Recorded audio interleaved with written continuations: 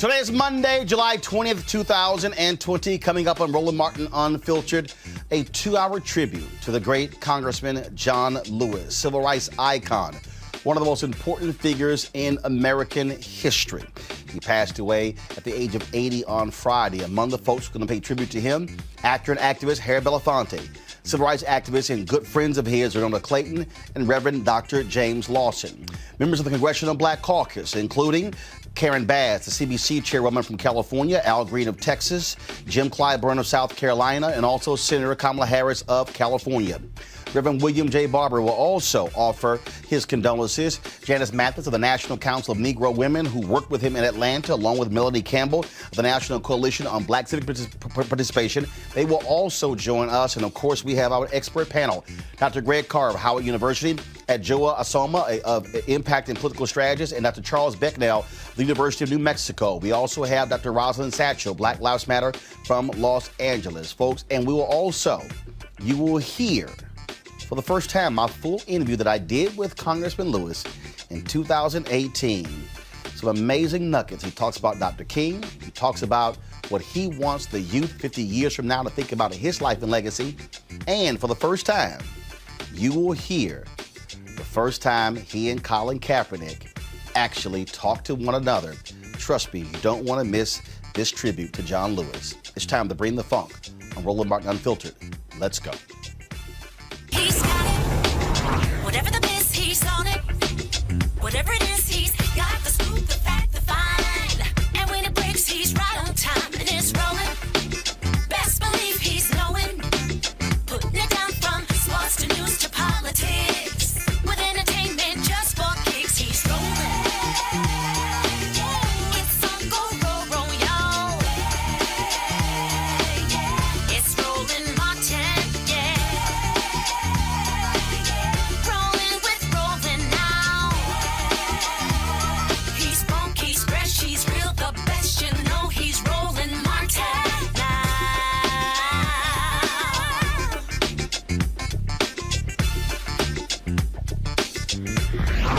Martin.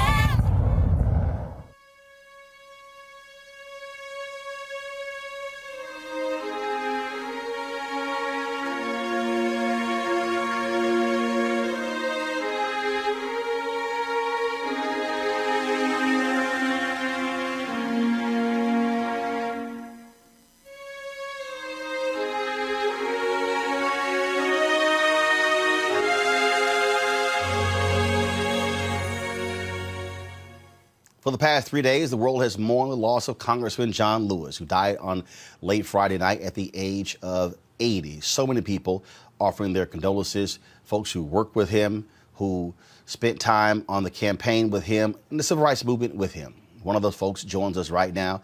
He is the activist and actor Harry Belafonte. Harry, Mr. B, good to chat with you.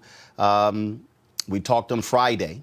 I called you late about something else when I got word about the passing of John Lewis, and you said, I need some time to digest this.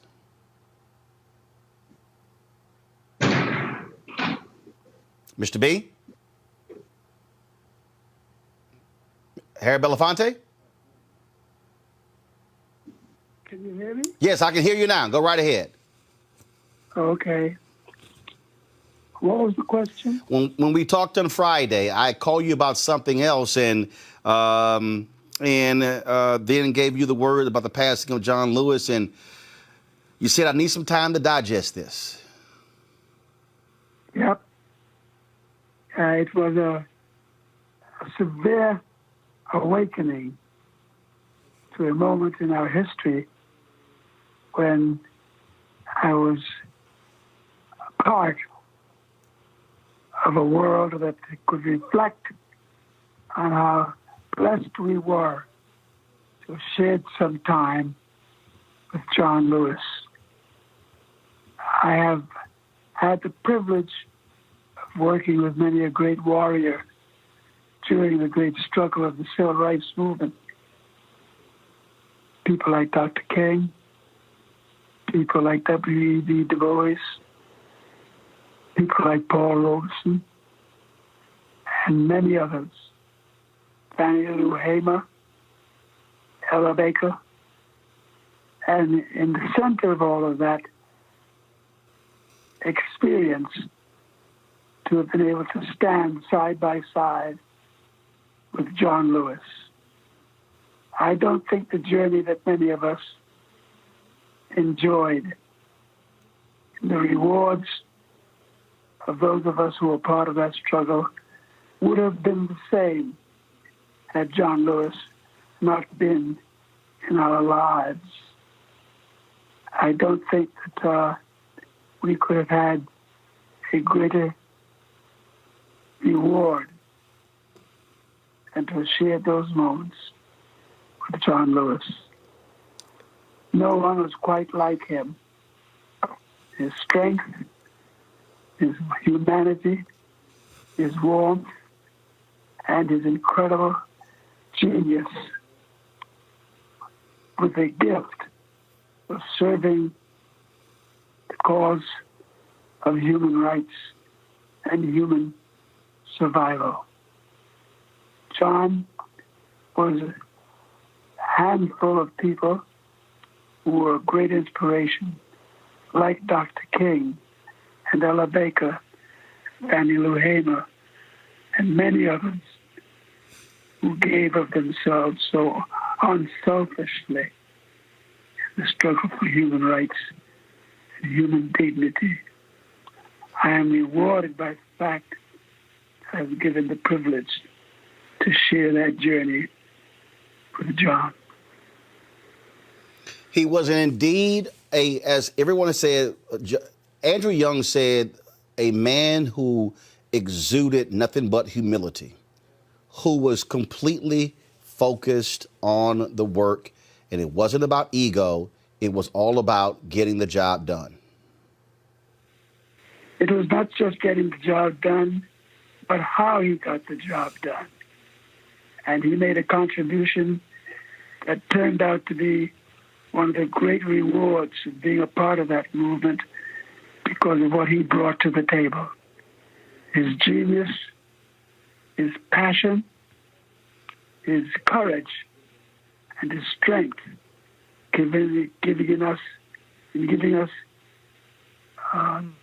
insights on what we did in that struggle that would not have been the same had there been no John Lewis. He was a remarkable human being.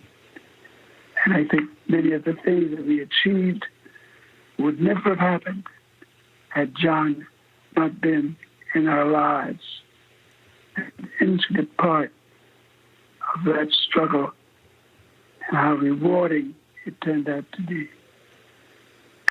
He will be missed dearly, and I think especially by those who were touched by his humanity and his passion and his insight.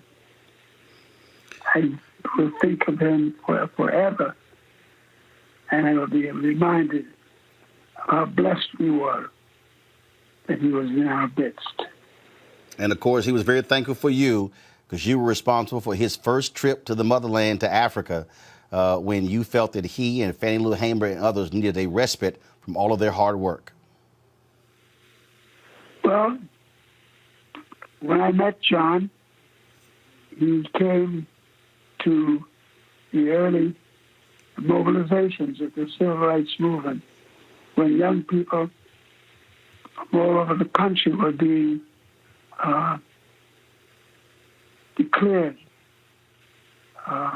committed to our struggle. I think that John, not only his commitment, but the genius that he brought to the table, the wisdom that he brought, compassion that he brought, and the clarity that he gave us all an opportunity to participate in. He will be missed forever, but we'll all be rewarded for the fact that he existed, that he did for us what he did. Mr. B, always a pleasure talking with you, and we certainly thank you for all that you've done for our people as well. Thanks for sharing your thoughts. Thank you very much, Carl. And you keep the strength, you keep the spirit. I will do, sir. Thanks a lot. Thank you. Folks, John Robert Lewis, the son of sharecroppers of Alabama, who survived the brutal beating by police during a landmark 1965 march in Selma, to become a towering figure of the civil rights movement and a 17-term congressman. He passed away Friday of pancreatic cancer, stage 4 pancreatic cancer, at the age of 80. His death came on the same day as we lost 95-year-old civil rights leader, Reverend Cordy Tyndale C.T. Vivian. The dual deaths of the civil rights icons come at a time when the country is in the midst of a global pandemic and racial upheaval. Again, Congressman Lewis served as the U.S. representative for Georgia's 5th congressional district for more than 3 decades, beating out his very dear friend Julian Bond in an extremely contentious race. He was seen as the moral conscience of Congress because of his commitment to a nonviolent fight for civil rights. Joining us right now to celebrate him is the chairwoman of the Congressional Black Caucus, Karen Bass of California. Congresswoman Bass, welcome back to the show. Thank you very much. Thank you very much, Roland. Thank you for doing this. When he announced in December that he was suffering from pancreatic cancer, that was a blow to a number of people. Many of us are aware that it has a 95% fatality rate. He said he was going to fight this. Folks were praying for him, pulling through. But he didn't go into hiding.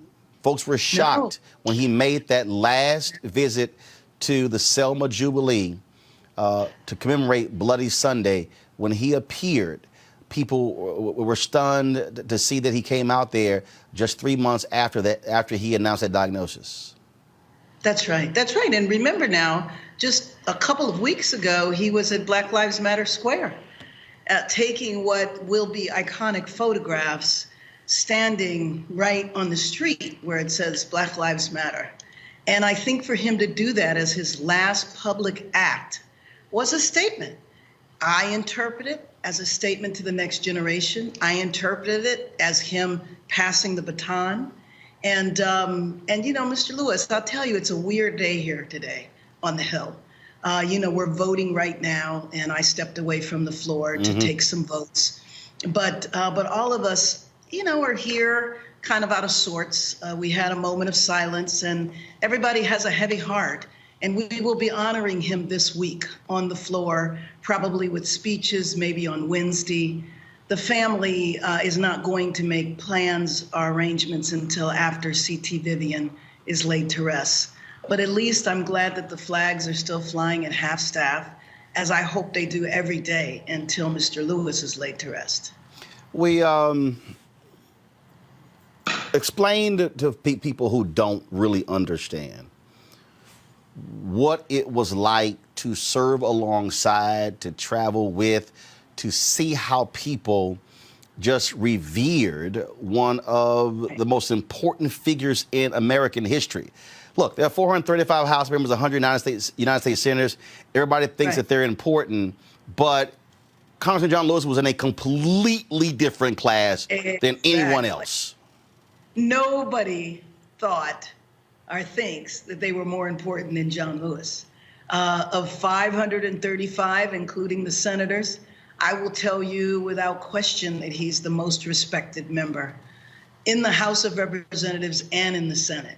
And I think that one of the things about him that made you just love him so much is that he was such a humble man. I mean, to have had the history and to have impacted not just the nation, but the world in the way that he did. And you sit and you talk to him and you would never know that. You know, people would always want to go up and talk to him, especially young people. I don't care what he was doing. He would always stop and talk to them. He would always give them time. And I think his humbleness is really what you are left with, just in terms of knowing that he was a true giant. I happen to personally believe that a true giant is defined by their humbleness, not by their, you know, grandiosity. You talked about the flags being lowered. We're going to, folks, will play a video right now.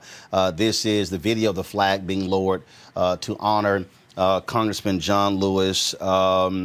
You've had folks on both sides of the aisle obviously express their thoughts and admiration. Right. I asked this earlier of Senator Kamala Harris, and I'll ask it of you. And this is not about playing politics, but I'll be perfectly honest. It bothered me at Selma 50. And all of those years where Republicans would travel down to Selma on what I felt was a field trip to stand with him, yet come right back to Washington, D.C. and vote against voting rights and voter suppression, to see Mitch McConnell release this statement. And I'm like, if you truly want to honor Congressman John Lewis, well, then you will bring that bill up to a vote on the floor that will restore Shelby v. Holden. That's right. So I said, folks, excuse me, I'm not trying to hear all these accolades when what that man almost gave his life for, they are standing in the way in 2020. Right now. That's why I've said if you want to say something nice about John Lewis, instead of saying something nice, bring up the bill for a vote. That's what you should do. That is the way to honor him.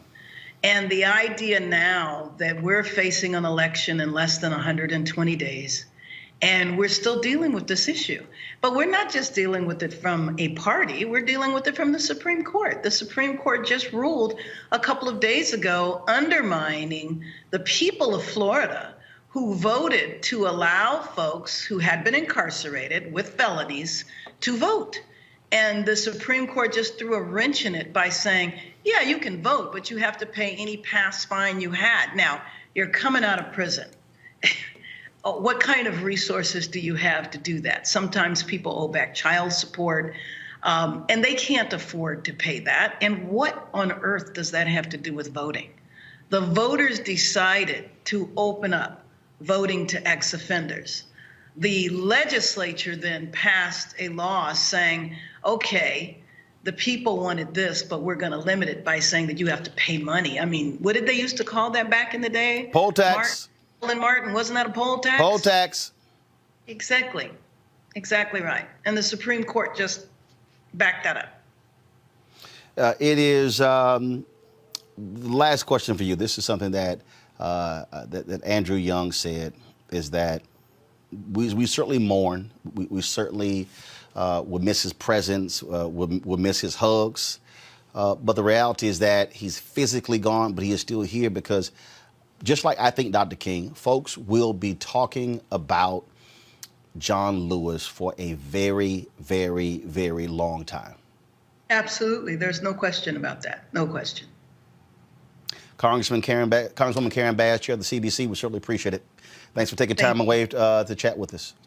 Absolutely. All right, folks. As Congresswoman Bass said, the members are actually voting, and so Congressman Jim Clyburn, who is the House Whip, he will be coming back to join with us. Right now, let's go to Congressman Al Green of Texas. Congressman Green, glad to have you on the show. First time you met John Lewis, when was it? What do you remember? Well, I'm not going to pretend that I remember the first time. I've been in his company many times, and I've always enjoyed it. He's a very pleasant person. It was here in Congress, and I have admired him from afar for many years, and then to have the opportunity to serve with him was quite a benefit to me. I have seen him up close and can say to you that what you see is what he is at all of his private moments. I've never seen him when he was discombobulated to the extent that he resorted to scatology. He's always talked about nonviolent peaceful protests. He took seriously the words of Gandhi, be the change you seek. He is the sermon that he preached.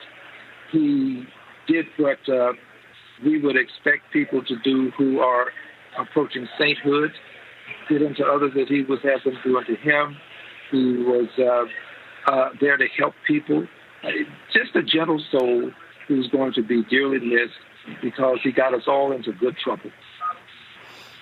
When you talk about that good trouble, I mean, we all remember when he led that protest on the floor of the House, when he sat down and other Democrats were shocked and stunned, and then they joined him, and then people began to stream this, and Republicans went crazy. But that's when he said, forget the rules. Sometimes you have to break the rules for what's right. That's exactly right.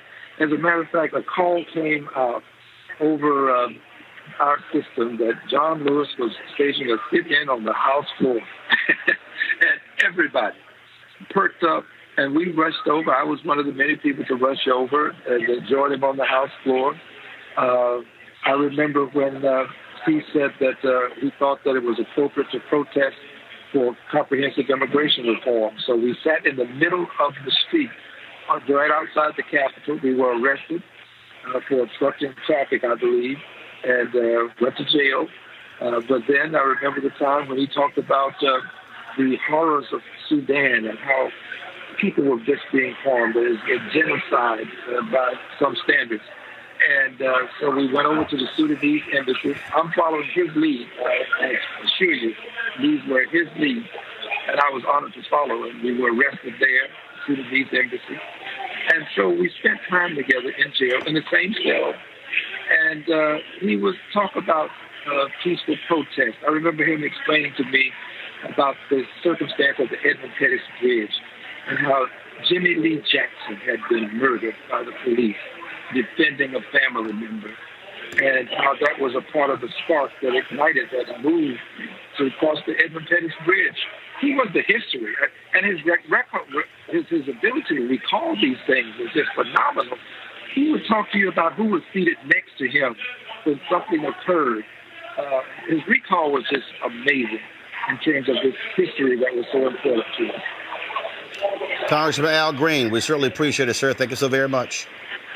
Thank you. God bless you, dear brother. Thank you, sir. Folks, today on the floor of the House, an emotional reading of a resolution in honor of Congressman John Lewis. Watch this. Madam Speaker, I offer a privileged resolution and ask for its immediate consideration. The clerk will report the resolution. House Resolution 1054, resolved that the House has heard with profound sorrow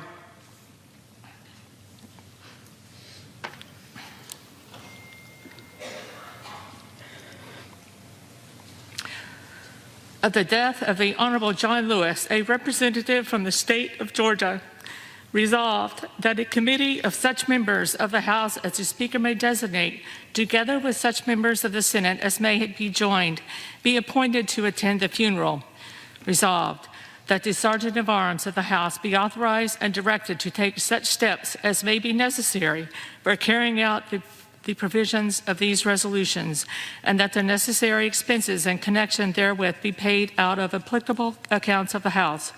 Resolved that the clerk communicate these resolutions to the Senate and transmit a copy thereof to the family of the deceased.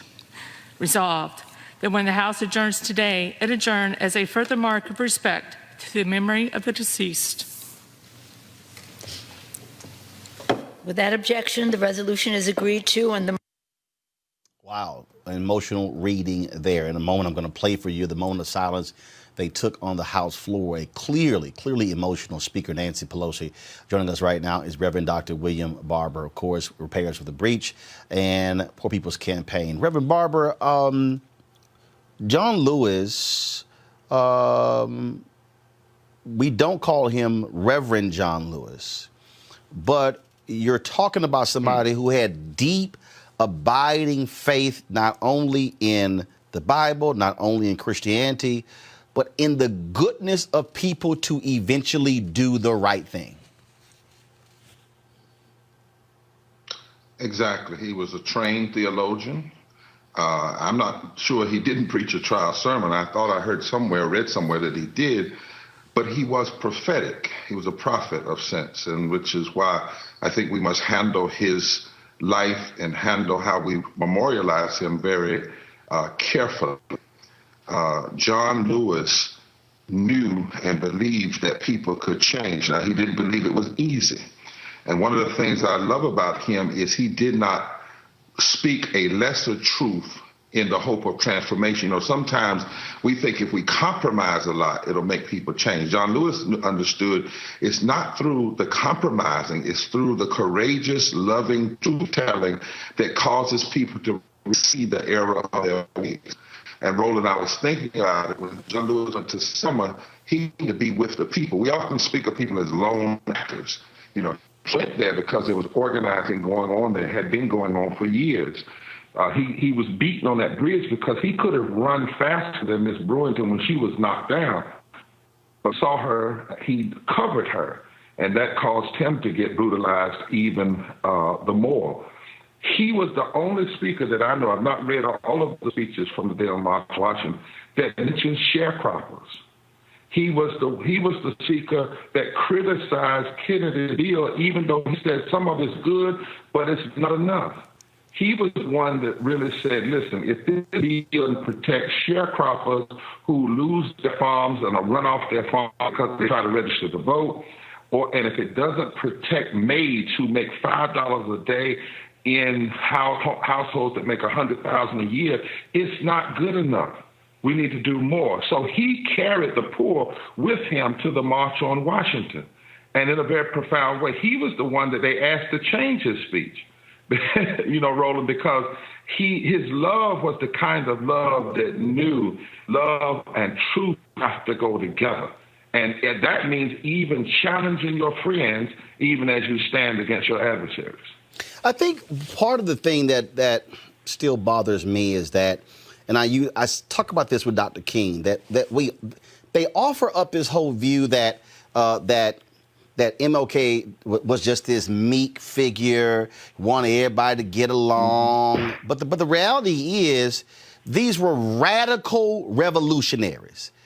I think we've got to use that. And in fact, James Foreman, his book, he was executive secretary of SNCC, is titled The Making of Radical Revolutionaries. That's who John Lewis was. That's who Dr. King was. That's who Fannie Lou Hamer was. That's who Stokely Carmichael was. They were radical revolutionaries. Mm-hmm. And we have to remember that. We forget. We may honor them today. Well, some people may honor them because some people is false flattery and platitudes. But in their day, they got killed. People got killed for saying what they said. John Lewis said in his speech at the March that politicians were openly committed to compromise with evil and injustice. That's powerful language, Roland. His original draft, he wanted to say, we're going to march through the South like Sherman and with our own scorched earth policy until we completely destroy Jim Crow. He changed it to, we're going to march through and break into pieces Jim Crow. I mean, the radicalness of the speech that he gave on the March on Washington, he said, we're tired of waiting. We want our freedom and we want it now. He called everybody to get in the movement. He was willing to put his body and his life on the line, and it was not as an individual. One of the things that scares me right now is there's a scripture in the Bible, Roland, that says, we must be careful of loving the tombs of the prophets and not loving the prophets while they're living. Mm-hmm. And then we act as though, Jesus said, and you act as though if you were back there then, you wouldn't have tried to kill them. But the very fact that you show yourself only loving their tombs shows you would have been right along with the crowd that would have killed them years ago. Today, I can hardly tolerate folks saying that they love John Lewis and they're blocking the Voting Rights Act right.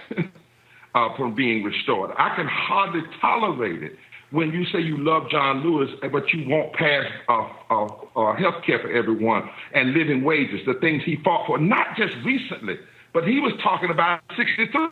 He was talking about it in 64. He was talking about it in 65. And we have to be careful. I mean, black and white people who love this imagery, we got to be careful. Some people talk about, well, let's rename the bridge after John Lewis. But I believe that'll give a lot of people a pass to say that they'll do that, but they'll still keep voting rights suppression in place. If you rename the bridge after the people of Selma, then also at the same time pass the Voting Rights, Restoration of the Voting Rights Act. Alabama restore or pass the Affordable Care Act. governor of Mississippi the other day. I love John Lewis, and he's all that.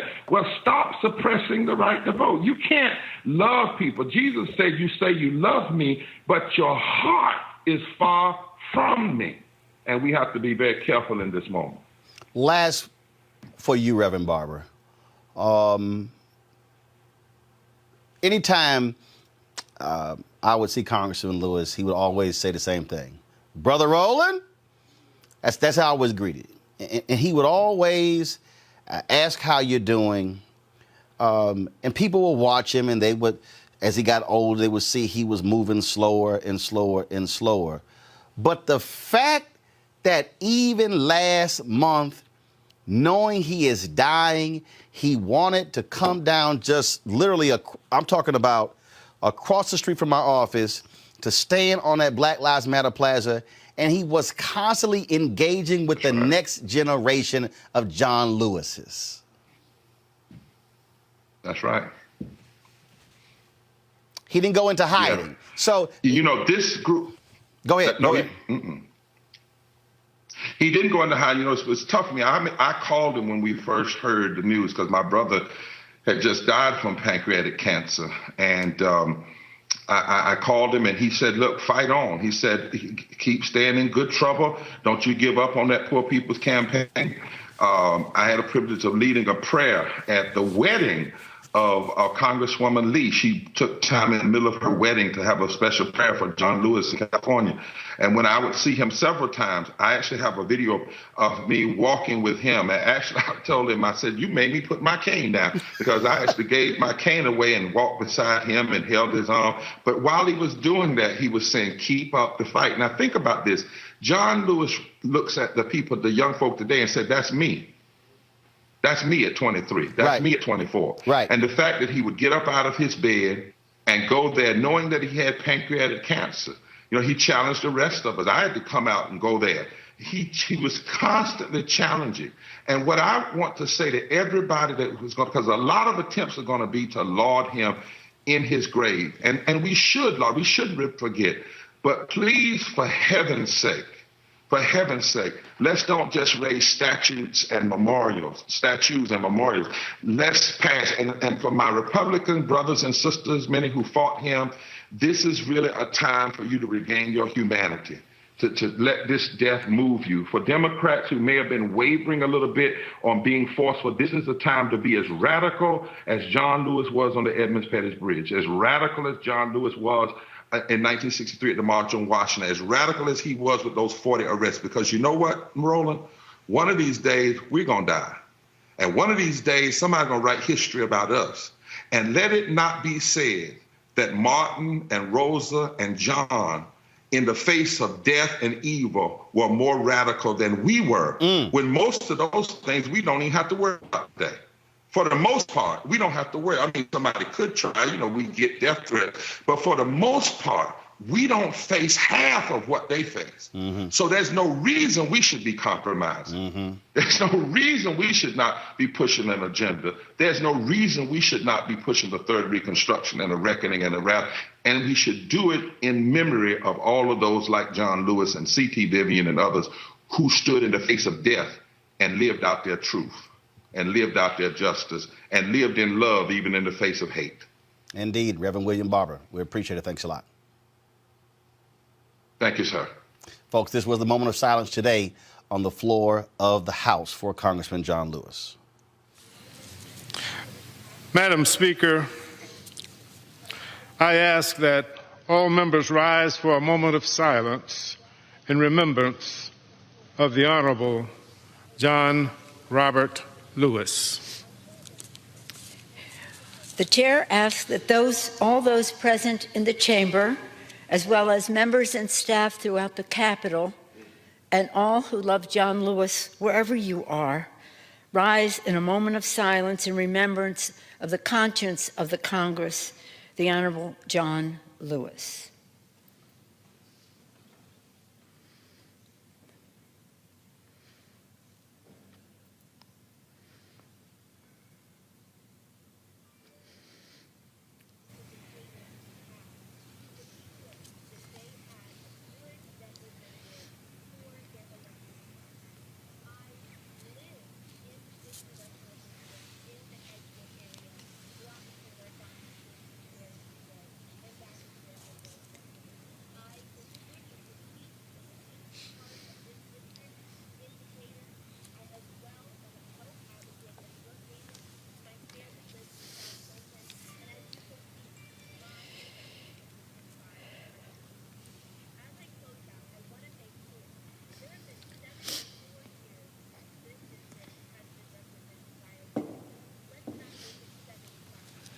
For what purpose does the gentleman from Georgia seek further?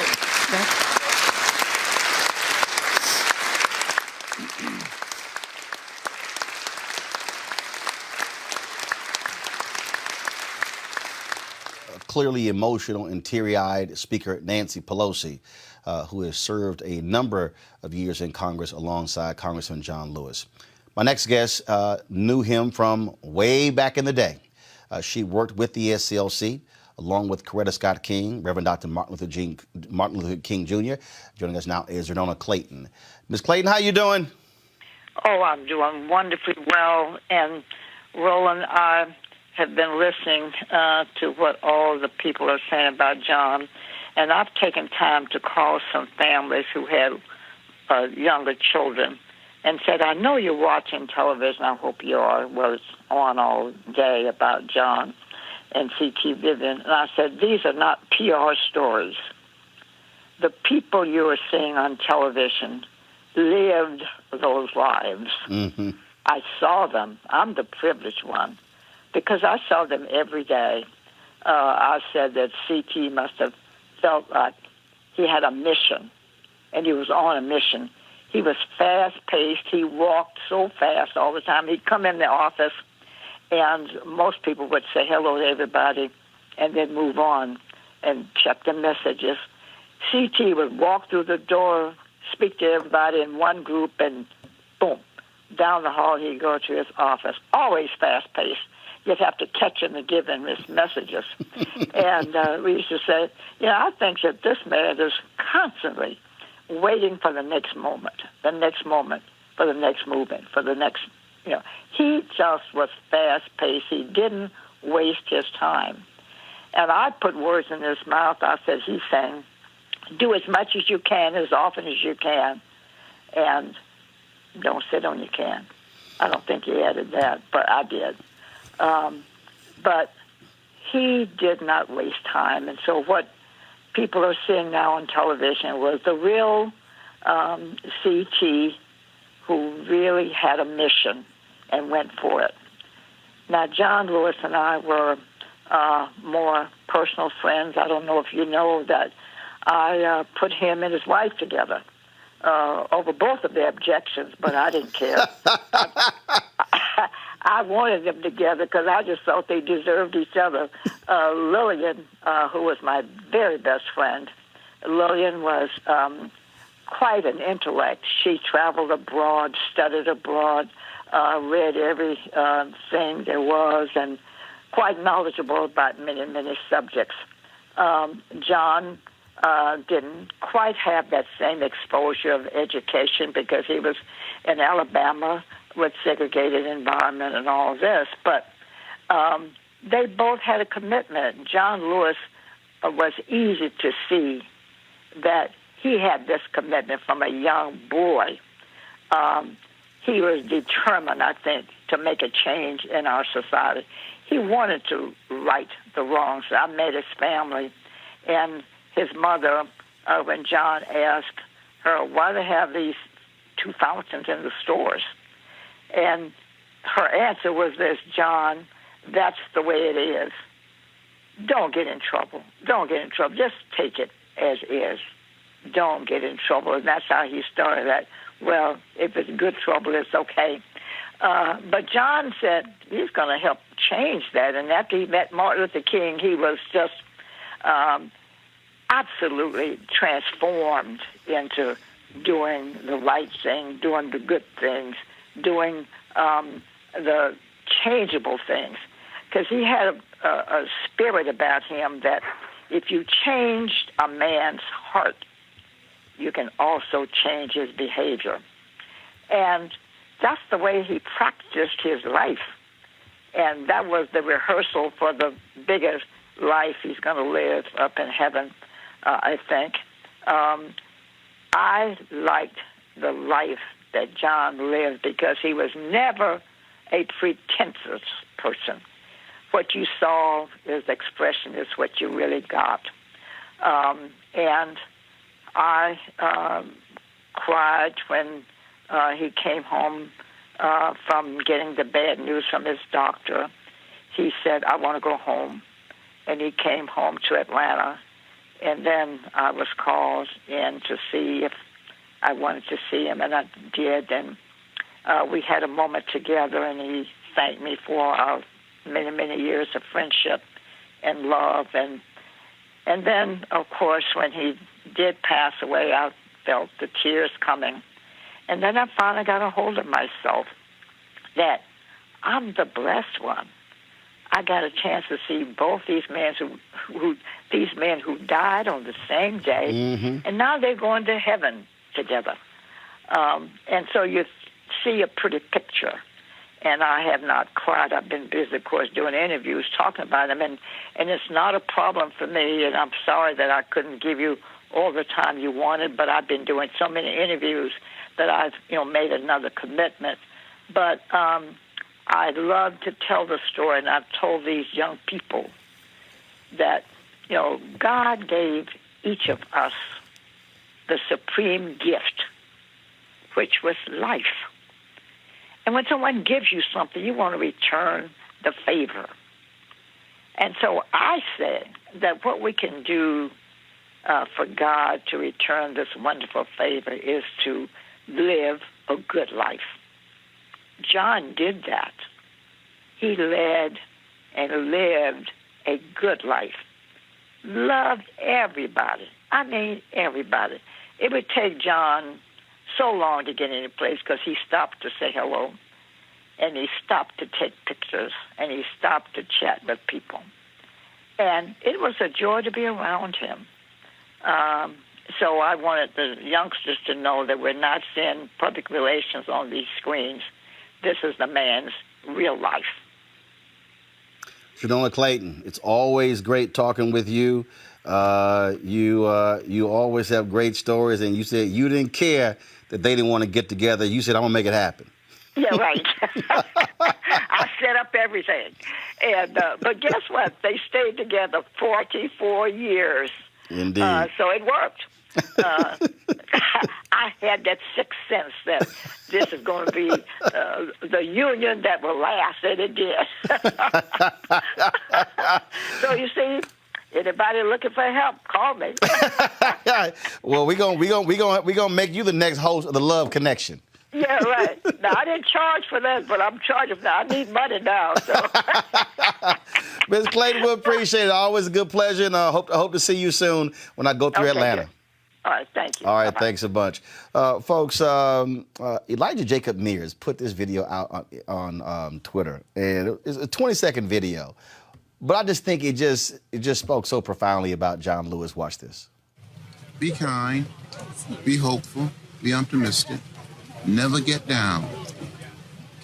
It's all going to be okay. All going to be all right. We're one people. We're one family. We all live in the same house. Not just the American house, but the world house. I wish you well.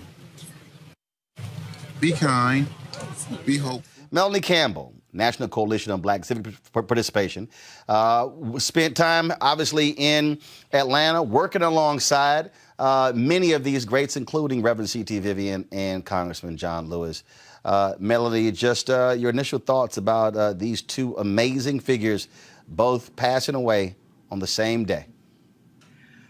It took my breath away for a minute. And I just want to stop and thank you for how you lifting up Dr. Vivian and Congressman Lewis. I was blessed to spend a lot of years in Atlanta. I went to school there. And so the civil rights leaders and political leaders, and I met them through two people, one who's also going to glory. I was Thomas W. Dortch and Reverend James Orange.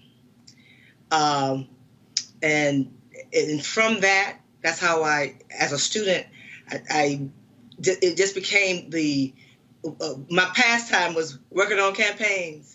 I can remember and going to Selma, Alabama every year to deal with the reenactment of the Selma to Montgomery March and all the activities that we were involved in, working at the King Center and meeting Mrs. Lowry and Dr. Lowry. And so Atlanta was so rich with civil rights leaders and political leaders. It was like light posts. It was everywhere. So he thought everybody had that experience. And I was blessed to, that's why I found my passion for what I do now.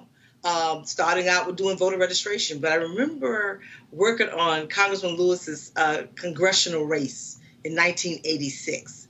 And that's when I got a chance to know him.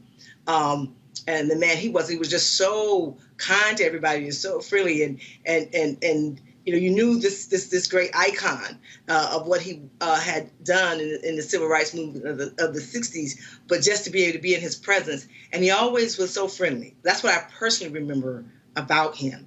And just being able to, over the years, you know, I moved here to Washington, D.C., and just to be able to be around him, to see him, you know, had an opportunity to lift him up, you know, several years ago. And Roland, if you remember with Dr. Vivian, you moderated that conversation. You hosted that Spirit Awards when we had that honored Dr. Vivian. And I don't know if you remember him at 91 years old, jumping up on the stage like it was nothing, right? Indeed. In fact, I know I'm glad you reminded me of that because we should have that audio, that video. Yeah. So I'm gonna try to find that so we can play some of that. Melanie, I want you to hold 1 second. I want you to hold 1 second, because House members are voting and they're running back and forth. So on the line right now is Congressman Jim Clyburn, who is the House Whip. Congressman Clyburn, welcome back to the show.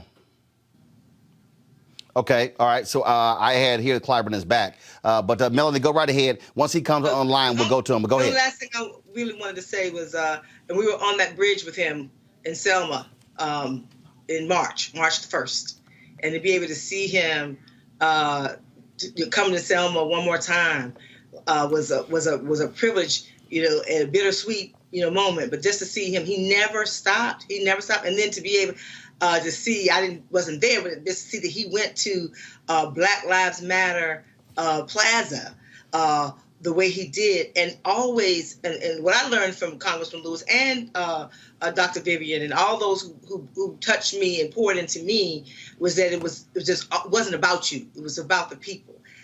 Make sure, and the power of coalition and the power of just being a servant leader and doing your part in the dash. What are you going to look, when people talk about you, what are they going to say about your dash?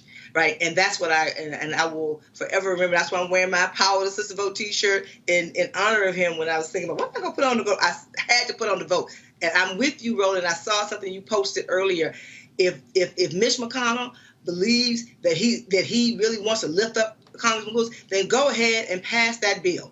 There's nothing else he could do other than that. And if he doesn't, we have to remember in November. And then, and if those of us who say that we want to lift up all that Congressman Lewis did and C.T. Vivian and all those before him and hers that we've lost, we got to vote like our lives depend on it, because they do. Absolutely. Melanie Campbell, we certainly appreciate it. Thank you so very much. Thank you. Thank you, Roland. All right, folks, let's go back to Capitol Hill. We're joined now by the House Whip, Jim Clyburn of South Carolina. Congressman Clyburn, welcome back to the show. Thank you very much for having me, my man. How's everything going? All good, sir. It has been, I've heard from different people. They said it has been an extremely solemn day on Capitol Hill. It has been, and I suspect that it probably should be that way. John was so well loved. And, you know, I was telling someone that as long as I've known John, we first met back in 1960, and we became fast friends. And over the years, his spouse, he met and married within the movement. Same thing with me. They were both librarians, my wife and his, and they became fast friends. And John, if you remember when he was ousted from SNCC, John went on to become chair to the director of the Southern Voter Education Project, the Southern Regional Voter Education Project. And I chaired the Charleston, South Carolina Voter Education Project. And so we had that relationship. Then we came up here to serve in the Congress together for almost 27 years. We had a very close, personal relationship, and we talked often out of the earshot of both our chiefs, sometimes just the two of us sitting on the floor, sharing experiences remembering what it was like back in the 1960s, remembering what it was like when SNCC got taken away from us. And John was so afraid that Black Lives Matter could very well get co-opted by headlines as it happened to us. So when these refrain, defund the police came out, John and I both thought that this was the kind of headline that could undercut the tremendous progress that was being made with Black Lives Matter. So both of us spoke out forcefully against that. You know, I've run for all kinds of leadership positions within our caucus. I've been chair of the Congressional Black Caucus. I've been vice chair of the Democratic Caucus, chair of the Democratic Caucus, assistant Democratic leader, and now I'm whipped for the second time. I never asked John to nominate me or to second my nomination. I always ran with his support, always discussed my candidacy with him, but I never wanted him to take sides in our caucus. Everybody liked John. He was our conscience. And I said to him that I thought it would jeopardize that position if he were to nominate me, especially when I'm running against somebody. Now, a few times I was elected unanimously, but I have had a contest before. I didn't want him to be registered as being for one person against another. So I never asked him to nominate me, never asked him to second the nomination, and that's why I didn't do it. John was one of a kind. We're going to miss him a whole lot, and I want us to remember him, not just with words, but with deeds. And I'm calling upon the House and the Senate to reauthorize the Voting Rights Act of 1965. It's been gutted. The Shelby versus Holder case, decided 7 years ago, took away the efficacy of the Voting Rights Act of 1965. We got that Voting Rights Act in 1965 because of John Lewis and many others on that Edmund Pettus Bridge. John was beaten to within an inch of his life, and we got the Voting Rights Act out of that. Now, after the Supreme Court had gutted it, they told us in the decision what we needed to do in order for the court to consider it to be constitutional. We have done that. We have passed the law based upon the Supreme Court decision, and it was a bipartisan bill. John Lewis leading it in the House, and Jim Sensenbrenner, a Republican, leading it on the Republican side. And we've sent that bill over to the Senate. It's time for the senators to pass that bill, and I would hope that they would entertain an amendment to name it the John R. Lewis Voting Rights Act of 2020. I want to talk about, you talk about how folks felt about Congressman Lewis. And it was difficult when people had to push or prod him or oppose him. You might remember when President Barack Obama had made some nominations to the federal bench. And the Georgia delegation, they simply felt they could not stand by and watch one of those judges be on the federal bench for life who supported voter ID. And I'll never forget, Congressman David Scott, Congressman Hank Johnson, and others pushed Congressman Lewis to come out against it. And he was pained to do that because President Barack Obama had called Reverend Dr. Had called, first of all, had called Congressman John Lewis, had also had called, why is the name escaping me, y'all? Passed away in March. Had called Reverend. And say Joe Lowry. Joe Lowry. My goodness. I'm like, like the brain just froze. Man. I knew the man. Baby, and Lowry's the one who told me the story. And so, and he called them, and they said, well, you know, we won't speak out against it.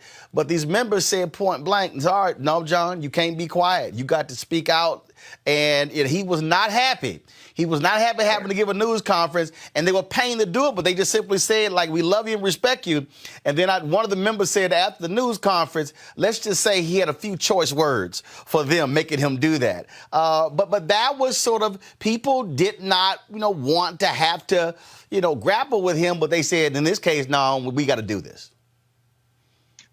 That's quite true. John really had so much admiration and respect for President Obama.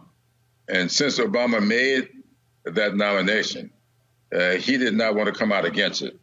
I talked to him about that, but the Georgia delegation felt there needed to be united on that. That is the blacks in the delegation. And so he did agree to it. I remember it very well. And it was tough for him. But that's the way John was. He had internalized nonviolence. A lot of us had adopted it. I'm one of those people who thought it was a good tactic. I never saw nonviolence as a way of life. John did. And that's what set him apart from the rest of us. He was a genuine, nonviolent person who was against a war of any kind. And so John was really one of a kind. Do you have to ask you about this moment? It'll be my last question here. That moment when he went to the floor to lead this sit-in, a lot of Democrats who were scared because people were like, hey, we got rules. I'm going to play this video, then about 50 seconds, and we'll come right back. Very good. Now is the time for us to find a way to dramatize it, to make it real. We have to occupy the floor of the House until there's action. Rise up, Democrats. Rise up, Americans. This cannot stand. We will occupy this floor. We will no longer be denied a right to vote. I yield to our majority whip and leader.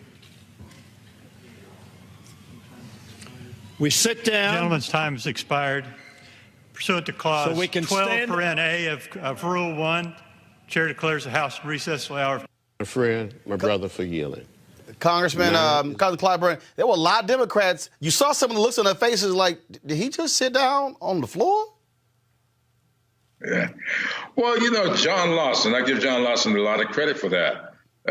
John and a few others thought that there was one way we ought to dramatize, as John Lewis would say, exactly what was going on, denying us the right to vote on gun legislation.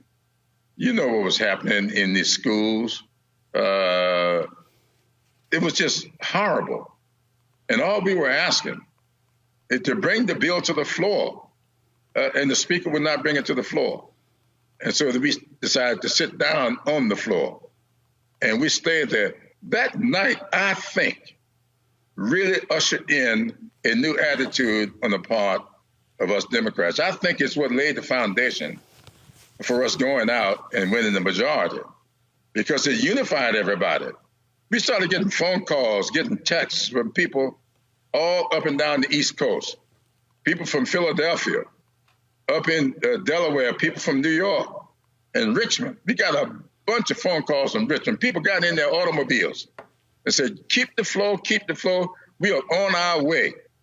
And people came in.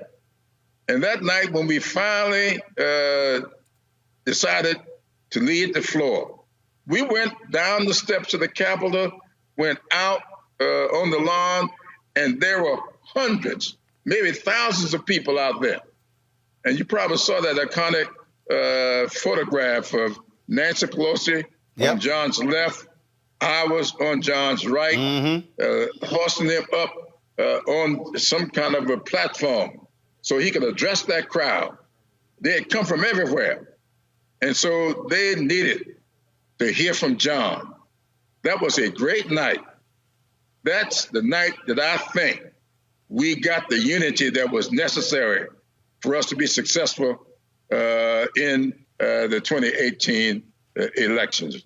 I will credit that night with giving us the majority in the House. He indeed was an absolute iconic figure, one of the greatest Americans in this nation's history, and your friend for 60 years, Congressman Jim Clyburn. We certainly appreciate you sharing your thoughts with us. Thank you very much for having me.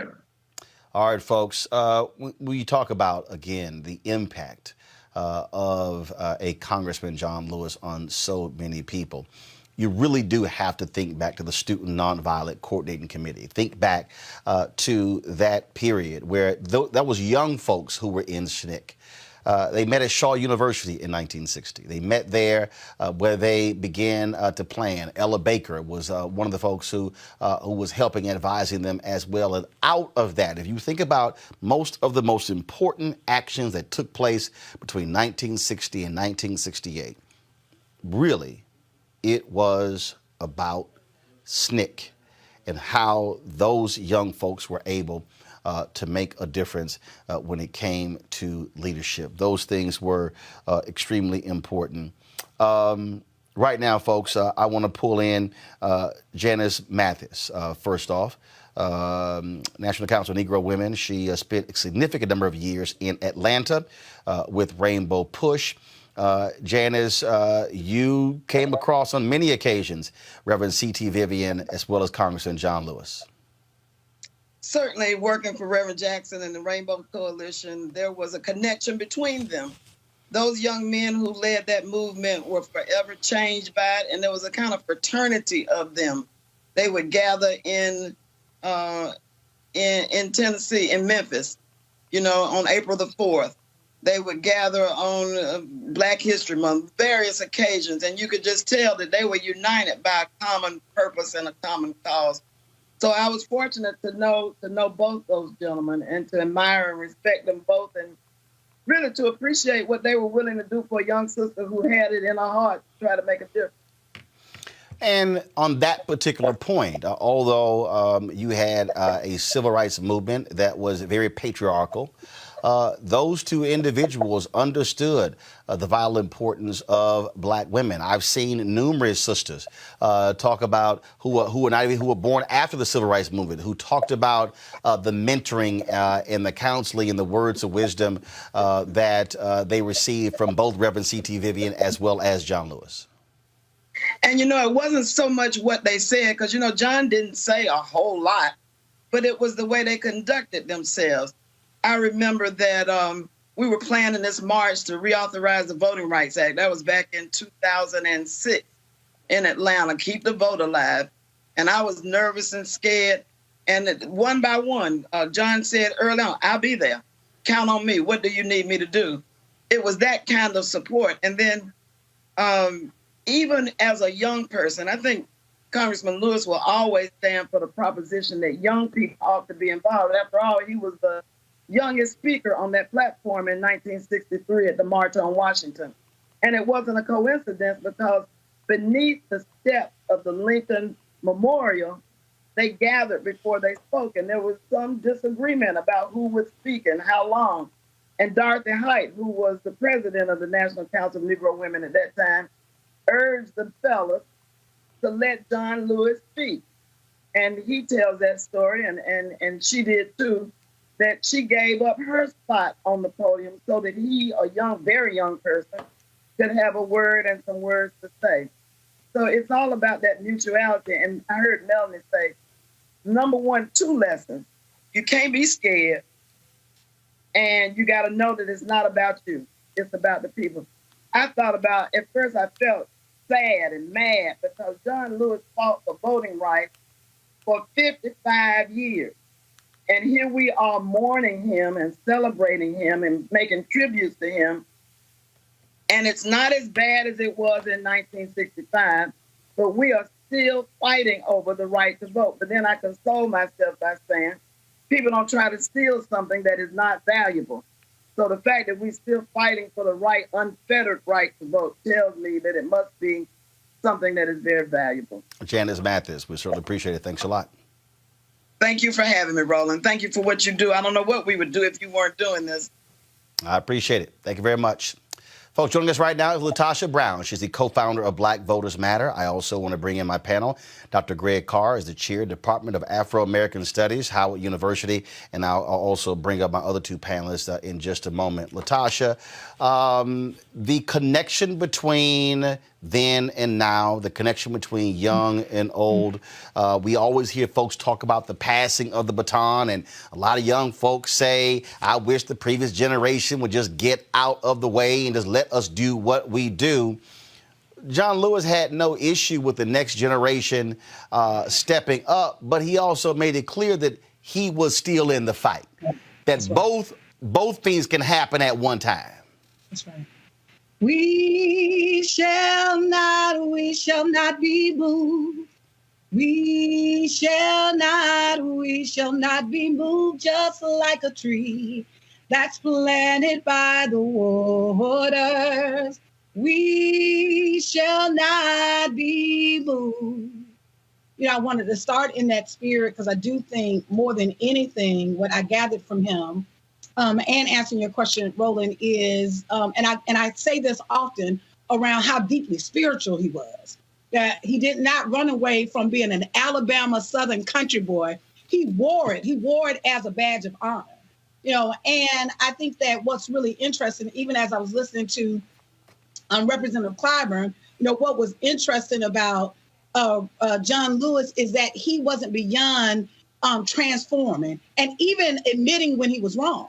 You know, I remember early on when some may not know, early on in the Obama campaign, he was actually supporting Hillary Clinton. I mean, part of it is he had a long-standing relationship with them. They were friends of his. He had worked with them and had worked with Bill Clinton over the years. But in that process, he saw the moment that our community was in, the moment of where it was this moment to put this African-American male in office. And he sees that moment. And even though, just like they were talking about the other decisions, you know, oftentimes I know there are elected officials that are so stuck in their way of being that they can't transform. They can't transform or see beyond themselves. One of the things I think was actually really powerful and phenomenal about him, particularly as you're talking about young people, is that he was always able to actually see the value in young folk, even if it challenged some of what he believed at the time. You know, I think a case in point, as we heard Representative CLYBURN say that early on, there was some concerns around how the messaging, how that would land publicly. But one of the last things that he did publicly is he went out to the Black Lives Matter Plaza and stood out there. If that ain't a message of solidarity, if that ain't a message of affirming young folks that I'm with you, I'm standing in solidarity with you, I support you. There are other Black officials that won't do that right now, that are here and won't do that right now. And so I'm saying that because I think there's something really profound about his belief in the power of redemption, the power of transformation. He did believe that everybody, he believed that everybody was worthy of redemption. Roland, I don't even know where I am on that, right? A part of me says I want to believe that, but a part of me like, I don't know, right? And but ultimately, in terms of the value of redemption, he fundamentally believed in that. And so I think, you know, often year after year in Selma, when I was living in Selma, we would bring him, he would come year after year to Selma for the Selma to Montgomery March. And oftentimes he would actually speak to young folks. And there were a couple of things, if I would think about, when I think about him, one was how humble his spirit. He always had this very assertive, because you can be assertive and confident and still have a level of humility, right? And so he had this humble spirit around humility. The second thing is, which I just think is profound around his belief in love. He really fundamentally believed in love. And he believed in this principle of love in a different kind of way, not just like love to make you feel good. He believed that love could actually transform, could be transformational, right? And so, and it's such a pillar of what I believe myself. And the third thing is that he was a statesman. You know, we don't have that many of them right now, right? And so even, I mean, well, particularly in the White House, when we look at the upper levels, they're not statesmen at all. This was a statesman that literally we see his transformation from a Southern boy who he was saying in the cotton fields of Alabama to transform himself to become a young activist, to literally transform himself to become an organizer around getting people registered to vote, and then become a congressman, right? Who wound up being a leader of not just his district, but of the world. In that, there's something that you said, Roland, the other day that I thought was really powerful. It was something that I often say that we give a lot of credence to the founders of America, right? When, in fact, when I think about John Lewis, he was one of the original founders in this country of democracy. The founders of America were not the founders of democracy. Mm-hmm. The founders of America had ideas about democracy, right? They had an ideology, they had some framework around that, but clearly they didn't believe in democracy they didn't believe that women should vote. Matter of fact, they didn't even believe that men at the time, they didn't make provisions that white men who didn't own land could vote. And certainly black folks were not even considered human beings at the time. So they were severely deficient in their understanding, their belief in democracy. But here comes along a generation of folks like Dr. King and Reverend Lowry and C.T. Vivian and John Lewis and Diane Nash and Amelia Boynton and Marie Foster that fundamentally put America to the test. Is democracy going to be just on paper, or is it going to be real? And so part of his legacy is really the formation of my own organization. Black Voters Matter exists in part because of John Lewis, that the work that he did and the work that he helped to lead, that was literally the foundation of the work that caused Cliff and I to found the organization. We knew that work had to continue. And then we knew that we had a responsibility, that it was our generation's time to step up and to stand in that space and to really be able to move forward and move our community forward, and this conversation around democracy, move that forward. You were there when John Lewis shocked everybody and showed up in Selma. This is a video from your Twitter page. Let's go right to it. We cannot give up now. No. We cannot give in. We must keep the faith, keep our eyes on the prize. We must go out and vote like we never, ever voted before. Yeah. Some people gave more than a little blood. Some gave their very lives. Yes. So I say to each and every one of you, especially you young people, the fraternities and sororities, yes. You look good. You look colorful. Go out there. Yeah. Speak up. Yeah. Speak out. Get in the way. Get in good trouble. Good trouble. Every trouble. And help redeem the soul of America.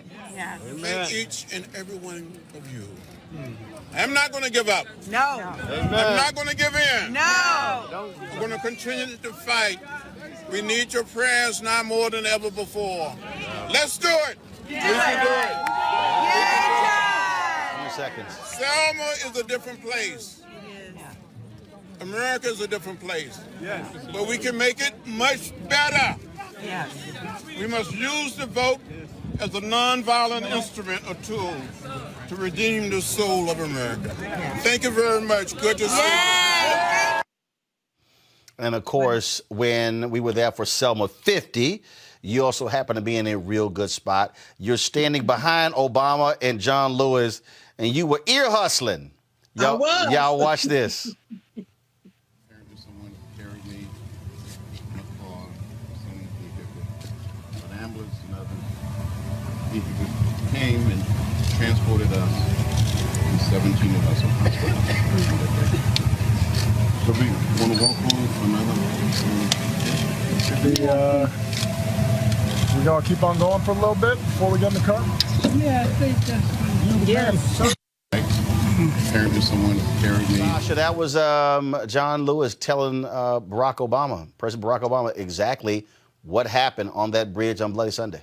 That's right. And as you notice, I was ear hustling. I had my phone and the battery was about to go dead at any moment, but I was like, I got to capture this moment because he was having a private moment and sharing. What's interesting is that spot is almost the same exact spot that the other video is in from 5 years later. And what was interesting, I'll just say the first video and the second, what was interesting is when we slowed down and he was actually sharing this private moment with Obama, he started out very slow, started out very soft.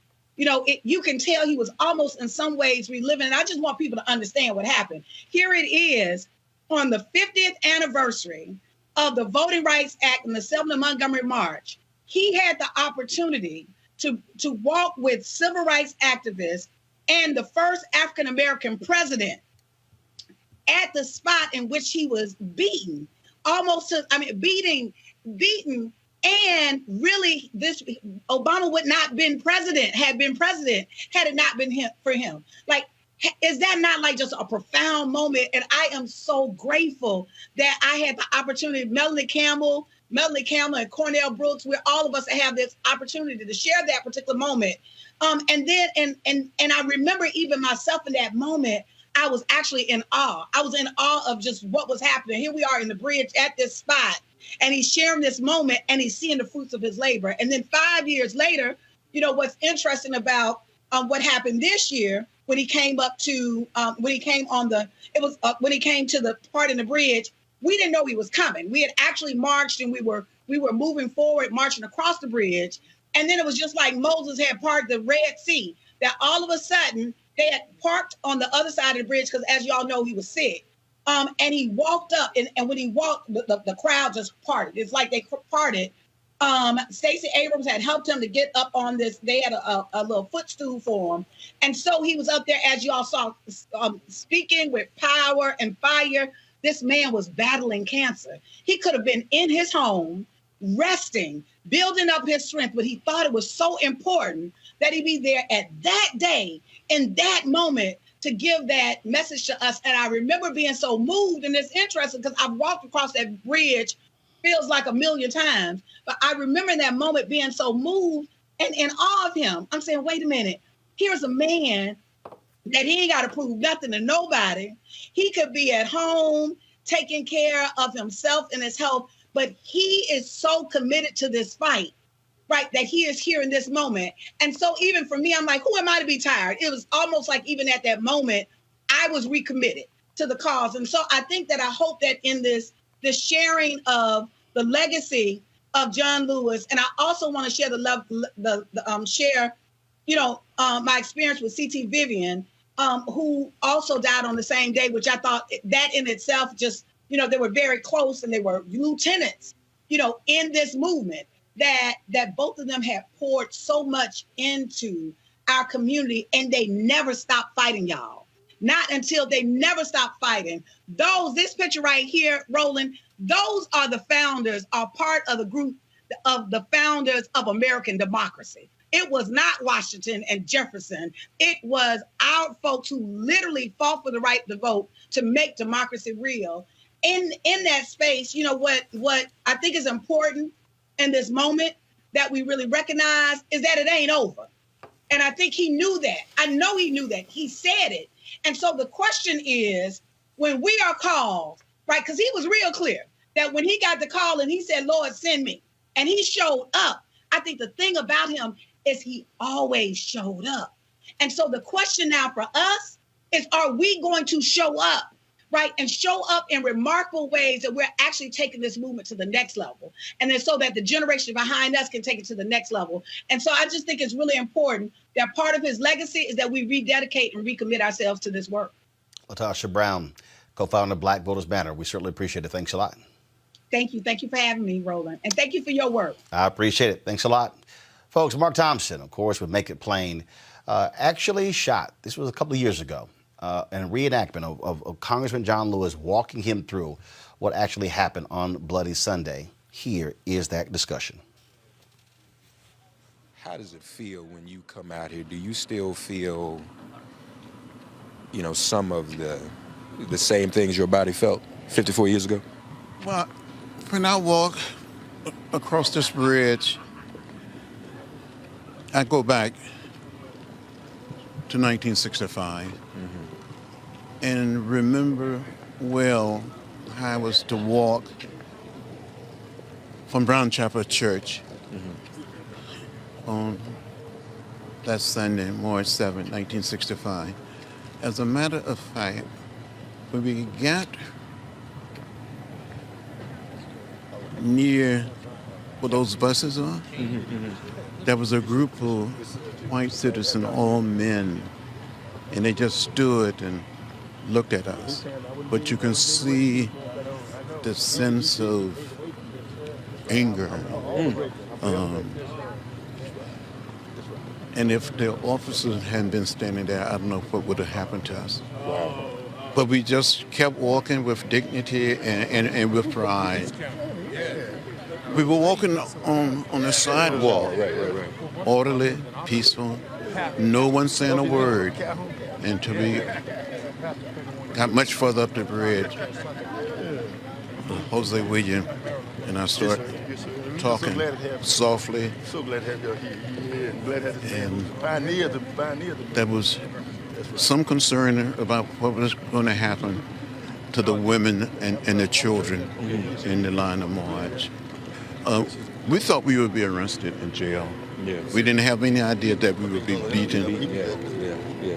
And you were prepared to go to jail. That wasn't unusual, but to be beaten. No, we were prepared to go to jail. We were prepared to be arrested. But we didn't know. We didn't have any concern that we would be beaten by the state troopers.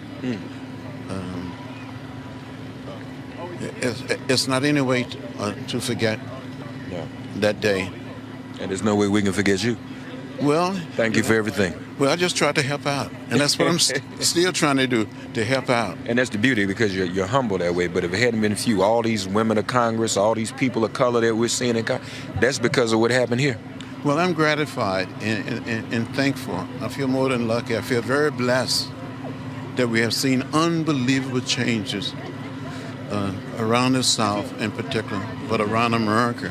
To see more women, young women, more people of color, not just African American, but Hispanic, Asian American, 2 Native American women in the Congress for the first time in the history of the country. It says something. Love you, man. I love you too, brother. See you, man. Good to see you. Always a pleasure to see you. Thank you. John Lewis, Thank ladies and gentlemen. Our hero. Thank you. Yes, indeed. Yeah, thank you. Joining us right now, Dr. Greg Carr, Chair, Department of Afro-American Studies, Howard University. Dr. Charles Becknell, Department of Africana Studies, University of New Mexico. Adjoa B. Asamoah, Impact and Political Strategist. And Dr. Rosalind Satchel, Black Lives Matter, L.A. Greg, I want to start with you. We have seen a whole weekend of all of these different tributes, all these different folks paying their respects. Just your assessment, and are we really capturing the essence, or do you think folks are understanding the true essence of John Lewis? Well, I think, thank you, Roland, for involving me in this conversation, especially with my friends on the panel today. Especially, this is a power. You got turbocharged. You got some real revolutionaries on this squad right here, brother. I would say no, of course not. Because America likes to freeze John Lewis on that bridge, and they like to freeze C.T. Vivian on those steps in Selma getting hit in the mouth by Jim Clark. You know, C.T. Vivian wrote the first assessment of that period in 1970. This is his book right here, Black Power and the American Myth. And in it, C.T. Vivian says, people do not choose rebellion. It is forced upon them. Revolution is always an act of self-defense. And when we see John Lewis, you know, as earlier I was in a conversation with some of his comrades. You mentioned SNCC earlier, Cortland Cox, Frank Smith, Dory Ladner, Tim Jenkins, all his SNCC comrades. And one of the things they talked about was SNCC was really the shock troops of that movement. They descended into places and worked to help people utilize their local power. You know, that's problematic in America. And so it gets narrated as individuals and heroes. And John Lewis is nothing if not a hero. C.T. Vivian is nothing if not a hero. But we often miss the fact that it's collective work. You know, it's very interesting to hear Representative CLYBURN talk about SNCC being taken away from us. Well, really what he's referring to is a moment when SNCC moved past the idea of direct action and voter registration to the idea that perhaps the government was not going to fulfill the vision that they had, which is empowering everyone in the community. And I'll wrap up because I really want to hear from the other panelists. But when I think of John Lewis, I think about the collective. The collective wrote that speech that he gave at the March on Washington. The collective had to radically edit when A. Philip Randolph came and said, please, you all do something different. It was the collective that did that. And so when we see them come across that Edmund Pettus Bridge, remember C.T. Vivian says, I was at home that day. Hosea Williams said go across that bridge. And John Lewis was the only member of SNCC there because SNCC had actually voted not to participate. But once he did that with his unquestioned courage, then everybody had to come together. John Lewis did have that ability. And I think there are many other things we could talk about. But I think we have to think about the fact that this forum allows us to celebrate these new ancestors who made transition on the same day at the same time that we can reflect on what their lives mean as a result of them being representative of much larger forces and movements. Dr. Rosalind Satchel, I said it earlier, look at James Forman's book, The Making of Radical Revolutionaries. And the reality is that I think, and I've always said this, America loves the word revolutionary when describing those white men who battled England. But when you start putting the revolutionary title, when it comes to black skin, folk look a little different. And I think we as African Americans have to not fall for what I call the civil rights mascots as to how America presents Dr. King or John Lewis or C.T. Vivian. These were black revolutionaries, black radical revolutionaries who were trying to change systems in this country. And this is the most important part, Roland. It's hilarious to hear the outright hypocrisy coming from not only the White House, but the Republican members of Congress that opposed everything that John Lewis did. It is amazing that this revisionist history that they are trying to sell the public does not account for the fact that John Lewis and C.T. Vivian were called disruptors. They were called interlopers. They were called carpetbaggers. Public opinion was against them. They were criticized not only by the powers that be, but also by their own community. So Black Lives Matter is at a place now where we recognize our place in the continuum of radical revolutionary democracy in this country. We are a part of the legacy of John Lewis, whether Representative CLYBURN sees it or not. We are indeed a part of the legacy of C.T. Vivian, who hired me in 2003 to be the executive director at the National Center for Human Rights Education. This man in his 70s was still doing the work and was still open to learning with and from young people. I pray Representative CLYBURN does too, because when we say defund the police and reimagine public safety, we are in fact saying the same thing that so many of our ancestors said before us, and that is simply that freedom is not free, and we are willing to pay the cost. Sure, defund the police might very well upset the police unions around the country. We don't care. We don't represent them. We are here to represent the people in our communities, the people who John Lewis represented as being a young man of rural upbringing in southern United States. Please, I'm from the South. I'm real clear that nonviolence was a strategy, y'all. It was a strategy. Sure, many of our elders in their older years, in their latter years, they took it on as a part of who they were, and we acknowledge that, we admire that, but we also look at their lives as young people when they were young, just like we are. And, you know, I ain't exactly the youngest chicken in the bunch, but I am young enough to recognize that we have still more to learn. We don't need to kowtow to the powers that be. We don't need to make sure that the police unions don't get offended so that they don't contribute to our political campaigns. That's not our objective. Let me, learn is for the people. Charles Becknell, here's the deal. The reality is that if you actually study the movement, again, 1959, Roy Wilkins, head of the NAACP, calls Dr. King a radical.